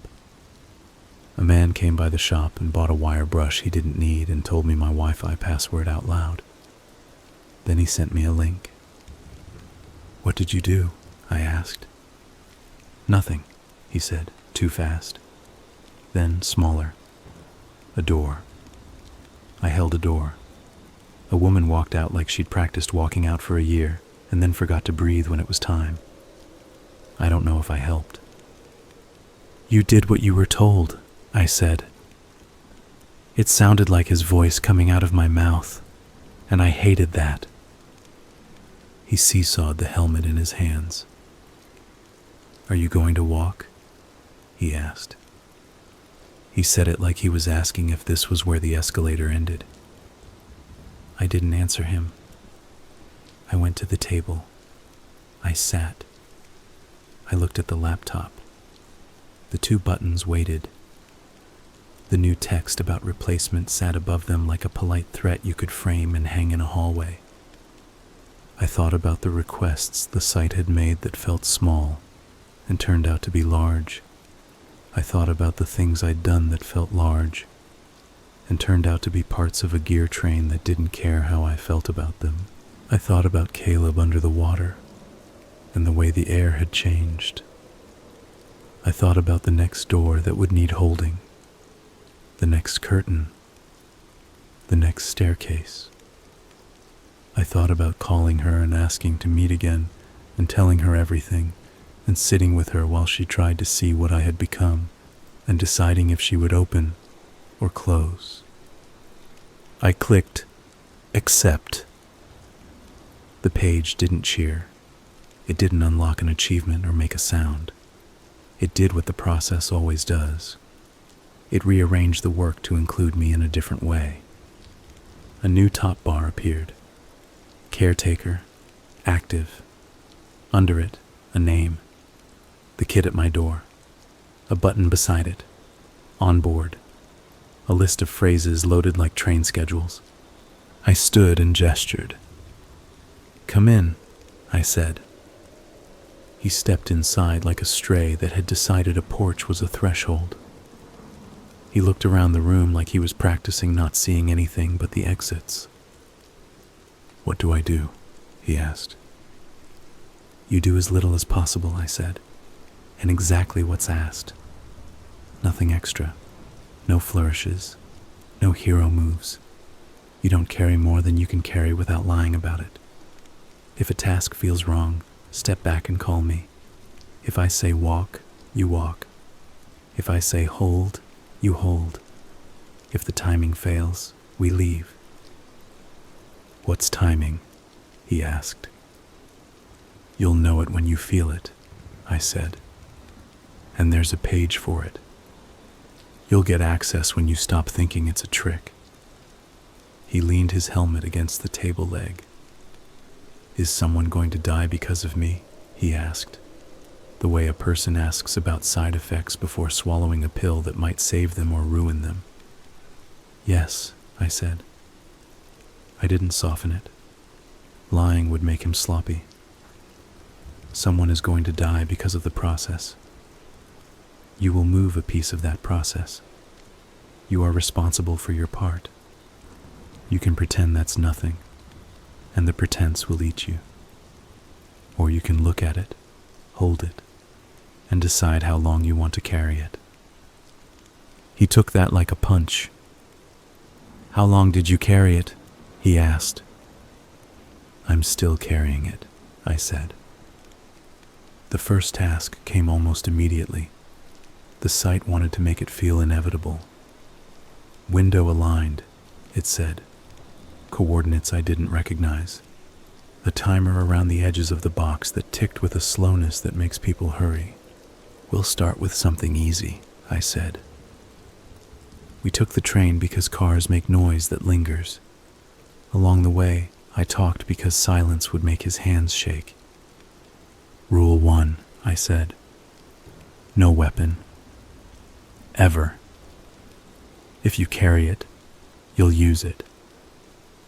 He nodded. "He told me that," he said, then realized and looked at me like he'd touched a live wire. "It's fine," I said. "He told me too." "Rule 2, I said. You're there to be part of the picture anyone can see. Carry a bucket. Carry flyers. Carry nothing but a phone and a bored face." He looked at his hands like they needed something to do. I bought a roll of blue tape from a corner store and handed it to him. "Carry this," I said. "If anyone asks, we're marking for painting. Nobody asks about tape." On the landing, he watched my hands. I showed him the trick with the latch and the heel of your hand. I showed him how to leave it sitting wrong by a hair. He did it once, and it looked like an accident. I made him do it again, until it looked like it had always been that way. "You felt the timing," I said when we were on the stairs. "I don't know," he said. "You will," I said. On the walk back, we passed a church with the doors propped for air. A woman swept the stoop. She looked at us like she was measuring if we were the kind of trouble she had time for. We looked like what we were, men carrying tape and rules. That night, the site handed us 3 small tasks in sequence like beads on a wire. He did them like a person repeating a phrase until it lost language and became muscle. His face changed, not into something worse, just thinner somehow, less room between thought and act. Days slid past. I taught him the route through the storage units without maps. I taught him which stairs creak and which don't, and how to put your foot down like you're apologizing to wood. I taught him the shape of the dead room and how to sit until the air stops trying to push you out. He failed the first time. He stood up too soon and reached for the door, and then sat again without my telling him to. He learned the pressure. He learned the absence. He didn't ask about the other half. I didn't show him. Not yet. I didn't know if I would. Part of being a caretaker is deciding which doors to keep shut until the person has the right bones for opening them. I slept less. I ate at odd hours. The jobs didn't care about meals. They didn't care about birthdays or holidays, or the shape of days people make for themselves to pretend the weather is keeping a schedule. The jobs cared about windows of time where actions could fit without scraping. One evening, a phrase I'd never seen landed on my screen. Counterfeit cleaned. The coordinates came with a bald address I knew by sound, not by map. A print shop on a side street that sells campaign flyers and menus and funeral programs. The kind of place that keeps cities going without anyone knowing their names. We went. The front was locked. The side was not. Inside, the shop smelled like toner and dry heat. The old woman who runs it never seems to leave, but she wasn't there. In the back room, on a table, sat a stack of what looked like blank cards. To the side, a small tool like the punch you use to make holes in leather. The instructions on the phone were simple. Make the stack look used, not destroyed. Used. Knock the corners, dull the edges, leave the right kind of fingerprints, press the punch through enough layers to make it look like it's done its job 100 times, not for the first time. Why? He asked. So that later, when someone sees one of these under a black light, it looks like it's been through many hands, I said. Not printed yesterday. What are they? He asked. Not our question, I said, and hated that it had become my answer. We worked for 10 minutes the way people who have never worked with paper think only criminals do. It was small evil, not even evil, just preparation for someone else's harm. Each corner knocked was a little permission written onto the world. We left. We locked the side door behind us. We walked away in the way that makes no wind. At home, a message from the number with no number waited. Audit Part 2. The page opened itself and said, describe one thing you would undo if it meant two things like it would not happen later. I closed the page because that's a moral question disguised as math, and I was tired of different masks on the same face. The sight let me. The sight never pushed. It sat and waited and made the timers visible. The kid, my kid, I started to think, though that's not a word that fits, texted me at 3 a.m. There's someone at my shop, he wrote, not looking for a fix. I put on my boots. I walked without feeling the ground. The man inside the shop was the kind whose presence makes any room feel like it belongs to him for the moment he's in it. Not loud, not big, just cut from that material that doesn't wrinkle. He held a flyer. He pointed at the corner. You did this, he said. It wasn't a question. He tapped. Light. Good. I stepped forward. He looked at me with pleasant boredom. Caretaker, he said. We don't need you for this. You're in my kid's shop, I said. He smiled at the word. He's not yours, he said, and the sentence made both of us flinch somehow. He turned back to the kid. You'll get an invite soon, he said. To Metronome. Don't accept yet. Your hands aren't ready. You still shake when the timing gets tight. You have to get that out. He'll help you. He nodded at me. Or he'll break you. It depends on whether you both can tell the truth when it hurts. He left. He was in the room for less than a minute. He took nothing. He left us with the smell of good cologne and a thin ache. Who was that? The kid asked. Not our question, I said, and heard my voice like it was a recording. We built a rhythm, not a life. Lives have softness in them that routines don't. This was a routine that looked like a life if you squinted. We held doors. We left windows wrong. We took bags from the wrong cans and put them in the right ones. We sat in rooms until absence clicked. We cleaned corners we had knocked on purpose. We tended a process that wanted to run smooth. Then the phrase showed up that made the floor drop again. Half light, the site said. With a name. Not mine. Not the kid's. A woman's. The one who ran the print shop. I stared until my eyes hurt. I called the kid. Meet me there, I said. He arrived on his bike, helmet askew, breath shaped by cold.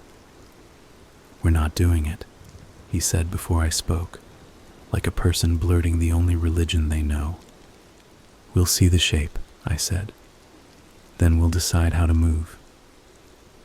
Decide, he said, like we have choices.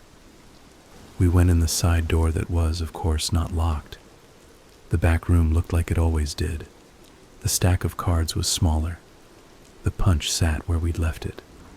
The air had that hot, dry jerk of a heater past its time. On the table lay an envelope with our phrase on it. Inside, one sheet. Caretaker. Confirm pivot. What's a pivot? He asked.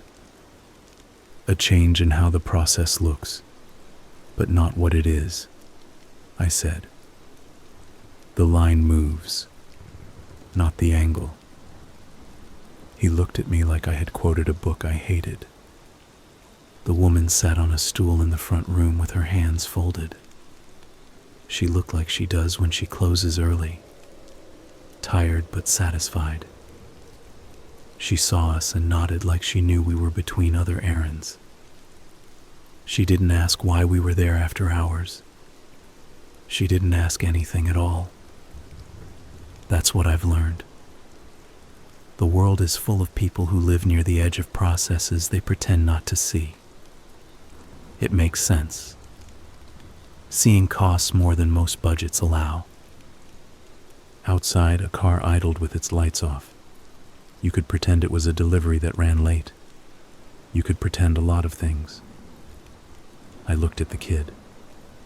He looked at me, waiting for a sentence that would absolve him or ruin him. It isn't supposed to be her, I said. She doesn't fit the math I was told. The math doesn't care who we think fits, he said, throwing my voice back at me without knowing it. We could have left. We could have texted walk. We could have called an unmarked number and listened to someone say, "Thank you for your service," in a voice that doesn't know how to say anything else. Instead, I told him to wait in the back, and I went to the front, and I did something I hadn't done since the day the laptop with the folder came into my kitchen. I told a truth that would get me hurt. I stood in front of the woman and said, "In 10 minutes, someone will come in that door, and you won't walk out again. If you leave right now, you have a small chance to ruin the timing. If you stay, you won't see morning." She looked at me like people look at weather reports, not like a friend had told her a secret. Like the forecast said rain, and she had to decide if she'd carry an umbrella. "How far would I have to go?" she asked. Not frightened, curious the way shopkeepers are about logistics. "Far enough that your routines stop finding you," I said. "Different bus, different streets, different room, different name if you have it in you." She nodded once. "I don't," she said. "The way people don't when they own a shop that's still paying off a machine that jams if you run lighter stock. The way people don't when they have a plant they water every morning without thinking about it. The way people don't when their lives are built of small, repeating acts that nobody but them knows how to do right." "Who are they?" she asked, meaning the them behind the process. "Maintenance," I said, and hated myself for the word leaving my mouth. She stood. She smoothed her skirt as if a wrinkle would make any difference in what came next. "How long do I have?" she asked. "Less than 10, I said. She nodded. She looked around her shop. She turned off one machine and then another, even though the power wouldn't matter after. She wrote something on a sticky note and left it on the counter where a hand would find it later. She walked to the back, past the kid, and out the side door into the alley sunlight, like someone getting fresh air during a rush. I waited. The car outside shifted its weight. The kid came to my shoulder, eyes wide, jaw set. "You broke the rule," he said. "I know," I said. "Now what?" "Now what?" The question that always looks small, written down, and always opens the floor under your feet.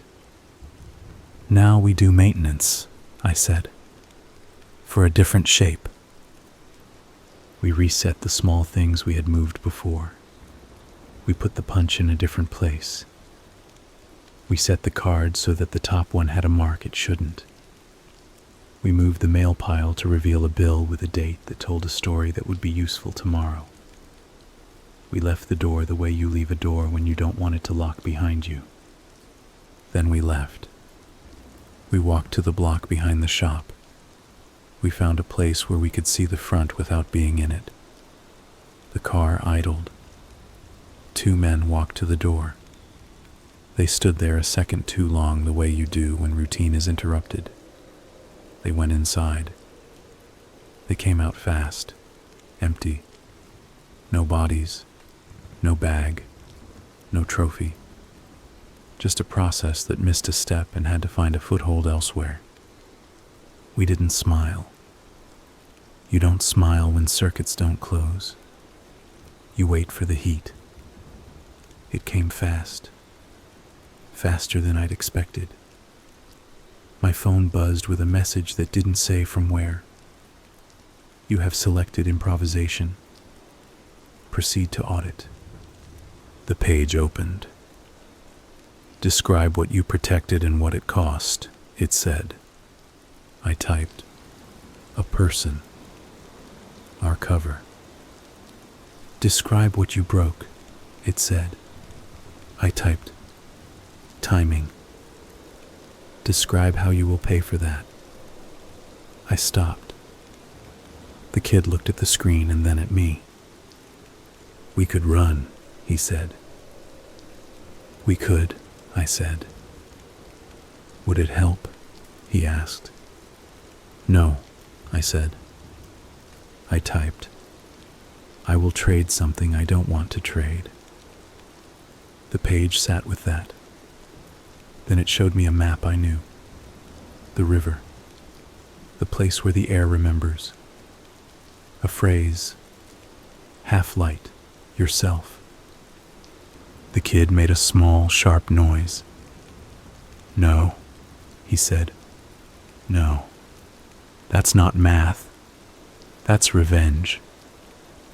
Don't think the process knows the difference, I said. My mouth was dry. My hands felt like they lived on someone else. He grabbed my arm. We go to your ex, he said, the pronoun raw. We tell her. We get a couch 2 towns over. We get burner phones. We become men who talk about Wi-Fi passwords like they're risky. We don't do this. That's a story, I said. Good stories save people who believe in them fully. I don't. Not enough. He let go. He looked like a person whose weight had just doubled. He is not dramatic. He didn't cry. He nodded like he was being assigned a shift he knew would make his back hurt. What do you want me to do? He asked. Hold the door, I said. Which door? He asked. All of them, I said. It's a stupid sentence. It was true in the only way that word is useful here. We went to the river. The light did that thing it does at the end of the day where it seems to come from everywhere and nowhere. I stood where he had stood. I put his coat on the rock because part of me wanted a mirror. I took off my boots. I set them next to his. You can read whatever you want into whether they touched. The kid stood too close. The way people do when they're scared, they'll miss the one thing they can do. Don't jump, he said. Let me do it. Let me push you. Let me keep the math as mine. You can't carry it for me, I said. That's not how this ends. Then don't, he said. Walk. I thought about it. I truly did. I let the story swell in me until it felt like a door opening. I pictured a road away. I pictured a bad apartment in a town that looks like every town from the parking lot at night. I pictured teaching people how to keep their passwords off sticky notes, and how to blow dust out of fans, and how to not click the link where the font looks wrong. I pictured getting old in the loose way men do when they have convinced themselves they deserve sleep. I stepped into the water. It was cold enough to make my bones speak. It was current strong enough to ask for my balance and then take it.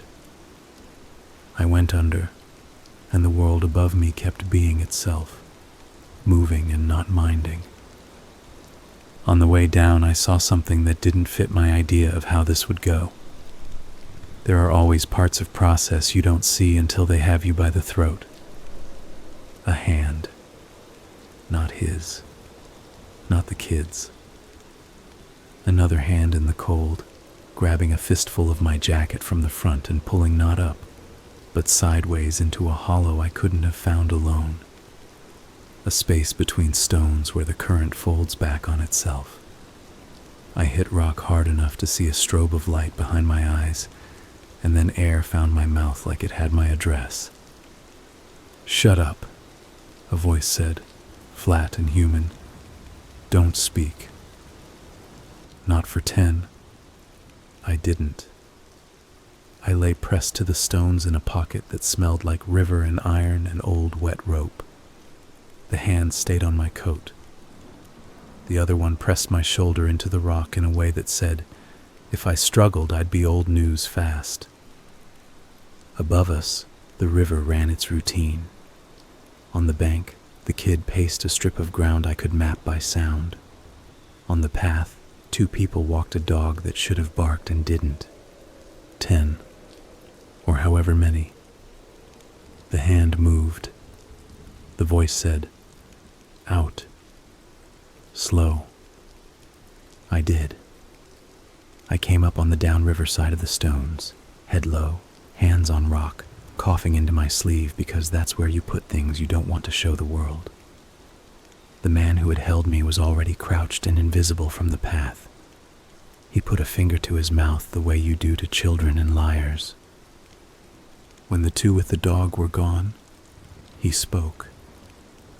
"You passed," he said, "but not like you think." "Who are you?" I said, because there was nothing else left to ask.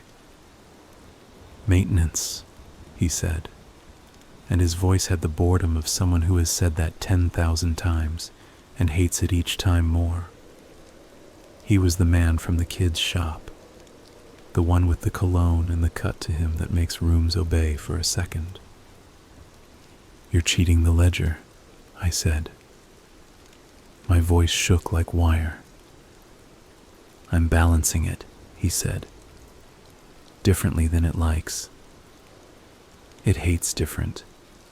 It hates delay. It hates improvisation that isn't on its list. But sometimes you need to introduce noise into a system, or else it becomes perfect. Perfect systems eat everything." "Why me?" I asked, sputter-sick, angry in a way that felt like hunger. "Because you told a person the truth at the wrong moment," he said. "Because you traded cover for a life. Because you clicked accept when you could have written my name and washed your hands. Because you went into the water when it asked you to and didn't make a speech." "I didn't go to be saved," I said. "I didn't save you," he said. "I moved you 5 feet. The rest you do." "The process won't allow this," I said. "Watch," he said.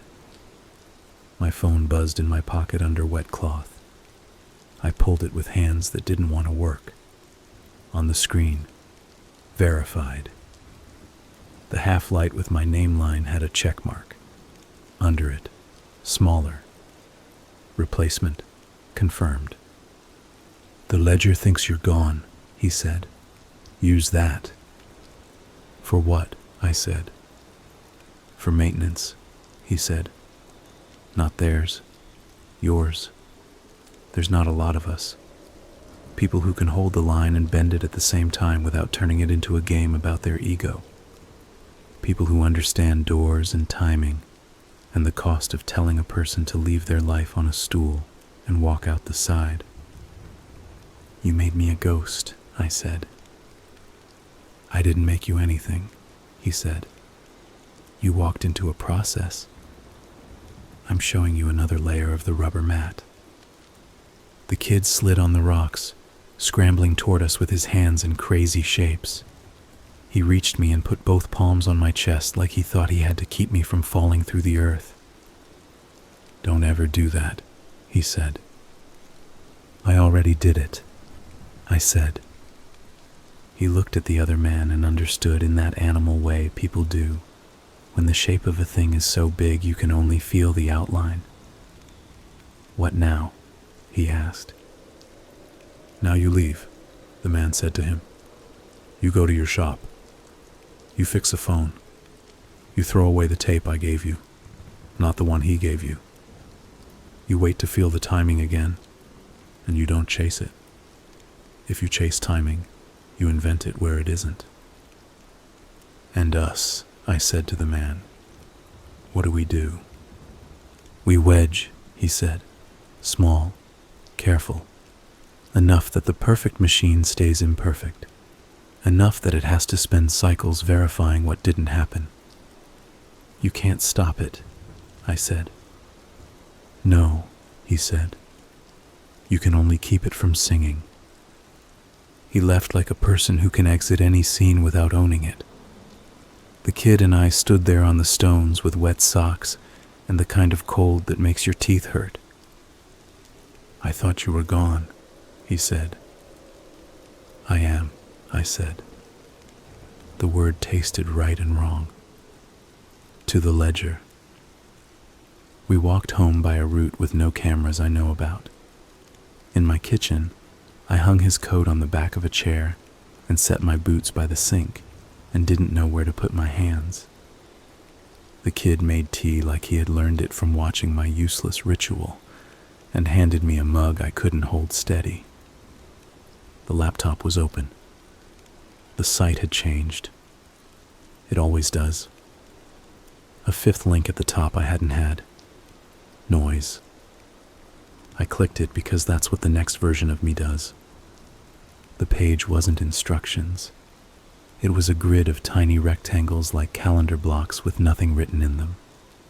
When I hovered, each one showed a phrase. Window aligned. Door held. Weather checked. Down the list. Each had a toggle. Replace with a drop-down of other phrases, like a bad menu. This is a joke, I said. It's not, the kid said. We didn't toggle anything. Not that first night. We sat with it until the air told us what to do. And then we started small. A door that would have been held for a leaving became a door that stuck for a minute, so a neighbor could say hello, and a dog could get underfoot, and the timing would flex. A window that would have been unlocked stayed locked, and the man who came with a latch tool left and came back 2 hours later and found an ambulance in his space. A bag that would have gone from one can to another stayed in place and got picked up by a city worker who took his job seriously, and a pair of gloves ended up in a landfill instead of a river. We made mistakes. You always do. One toggle let someone get hurt that we might have saved. One stick jammed in the spokes of a small job made a big job stronger. We learned where the machine is soft and where it chews fingers. We didn't make speeches. We didn't imagine ourselves as heroes. We were not brave in the way movies want. We were janitors with better maps, sneaking into rooms after hours to move the mop bucket 3 inches so the next person doesn't trip. It added up, not to a victory, but you could feel the tone change. The people who rely on perfect timing got clumsy. The men with frames had to do more work in public, and that put heat on them in stupid ways. The bags under bridges got seeded with duds that wasted nights and made somebody explain themselves when they don't like to. The dead rooms stayed stubbornly full longer than they should, and men who hate waiting had to either learn or leave. Brutal murders. The words you asked for if you were the kind of person who wants stories to line up with their search terms still happened. People turned into absence on schedules they didn't pick. I am not writing you a fairy tale where a switch flips and the process goes away because two men with sleep in their eyes pushed back. That's not a thing. But sometimes, not often, we could take a shape that was going to become a last hour and move it sideways enough that the hour after it existed. Sometimes we could nudge a person into a coffee they had no reason to drink on a certain afternoon. Sometimes we could carry a weight 5 feet and set it down in a place where the river doesn't always take everything. I kept seeing her for coffee. Not all the time. Enough that it made the part of me that believes in stories feel like it was getting fed without being asked to swallow lies. I didn't tell her. Not because I think secrets protect people. Because telling would have made it about me and what I could be forgiven for. I didn't do that to her. She has a life that includes a light in the hall and a way of cutting her nails short when she needs to think. Sometimes I stood on the stairs of a building where I had previously washed marble as the normal day flowed around me like it didn't care about what else pressed wood. Sometimes the kids sat the dead room while I leaned my head against the wall outside and listened for the click through paint and thin studs. Sometimes we both went somewhere for no reason and waited and then left. And I only understood why we had gone 2 days later when a phrase on the screen lined up like a constellation. I kept his coat. It hung on the chair by the table where I fix laptops when regular life makes enough noise to cover the other thing. The boots under the sink were dry finally and stiff with dried water. I didn't throw them out. I understood ritual now in a way I used to mock. Once, late, I walked to the river and sat on the stones without going down to them. A man came and stood 5 feet away and looked at the water like it held an answer.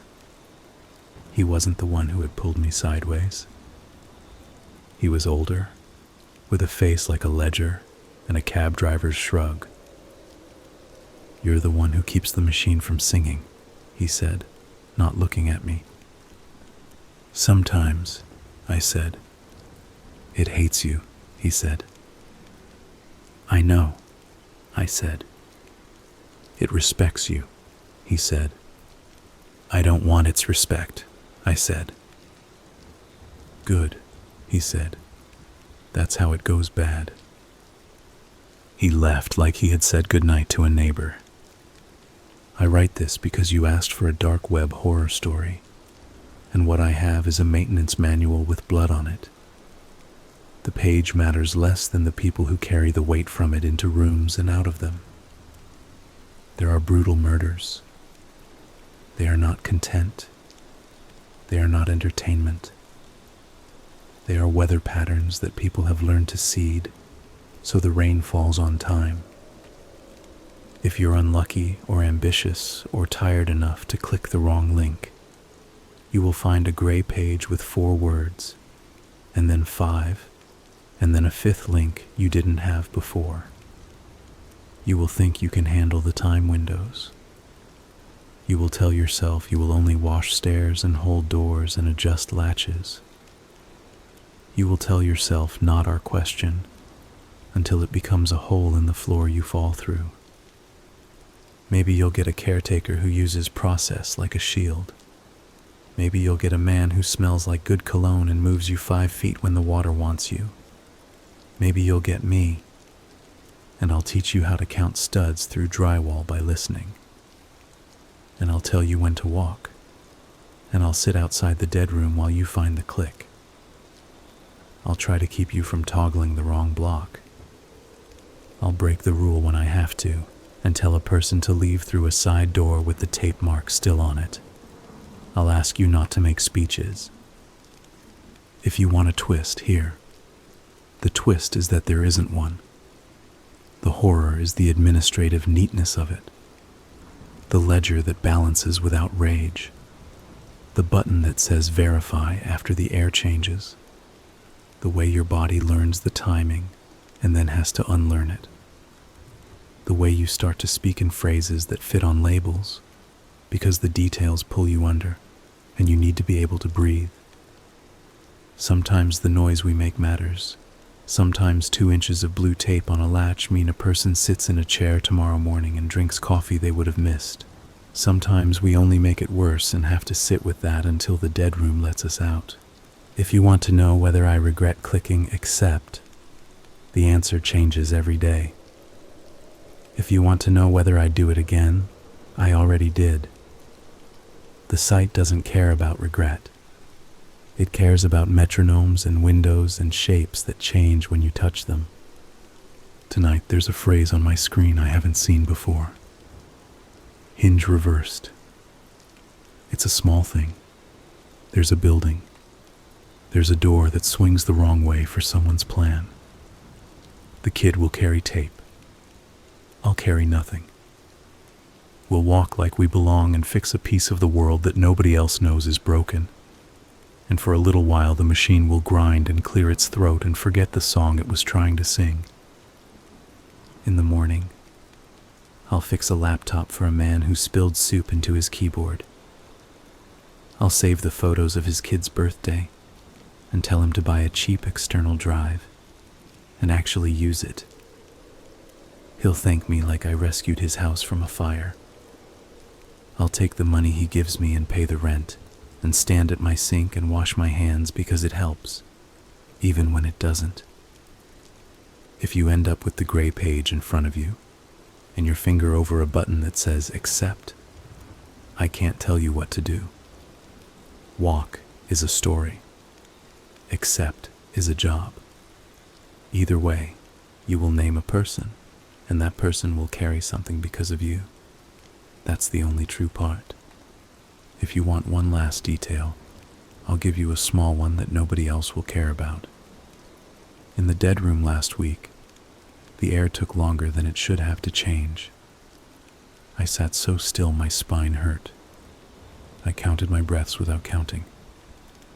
And when the click came, when the absence finally settled, there was a second click, quieter, like a measurement on top of a measurement. It was the noise link, I think, writing itself into a place it wasn't supposed to be. It made me smile, which is not a thing that belongs there. I told no one. I tell you. That's the story. It doesn't end. It just stops where I run out of the kind of breath you can put on a page. The river keeps moving. The door keeps swinging. The window sits a hair off. The tape in my pocket warms to my leg. Ready. The boots under my sink have dried and curled and still fit. I will put them on now, and we will go.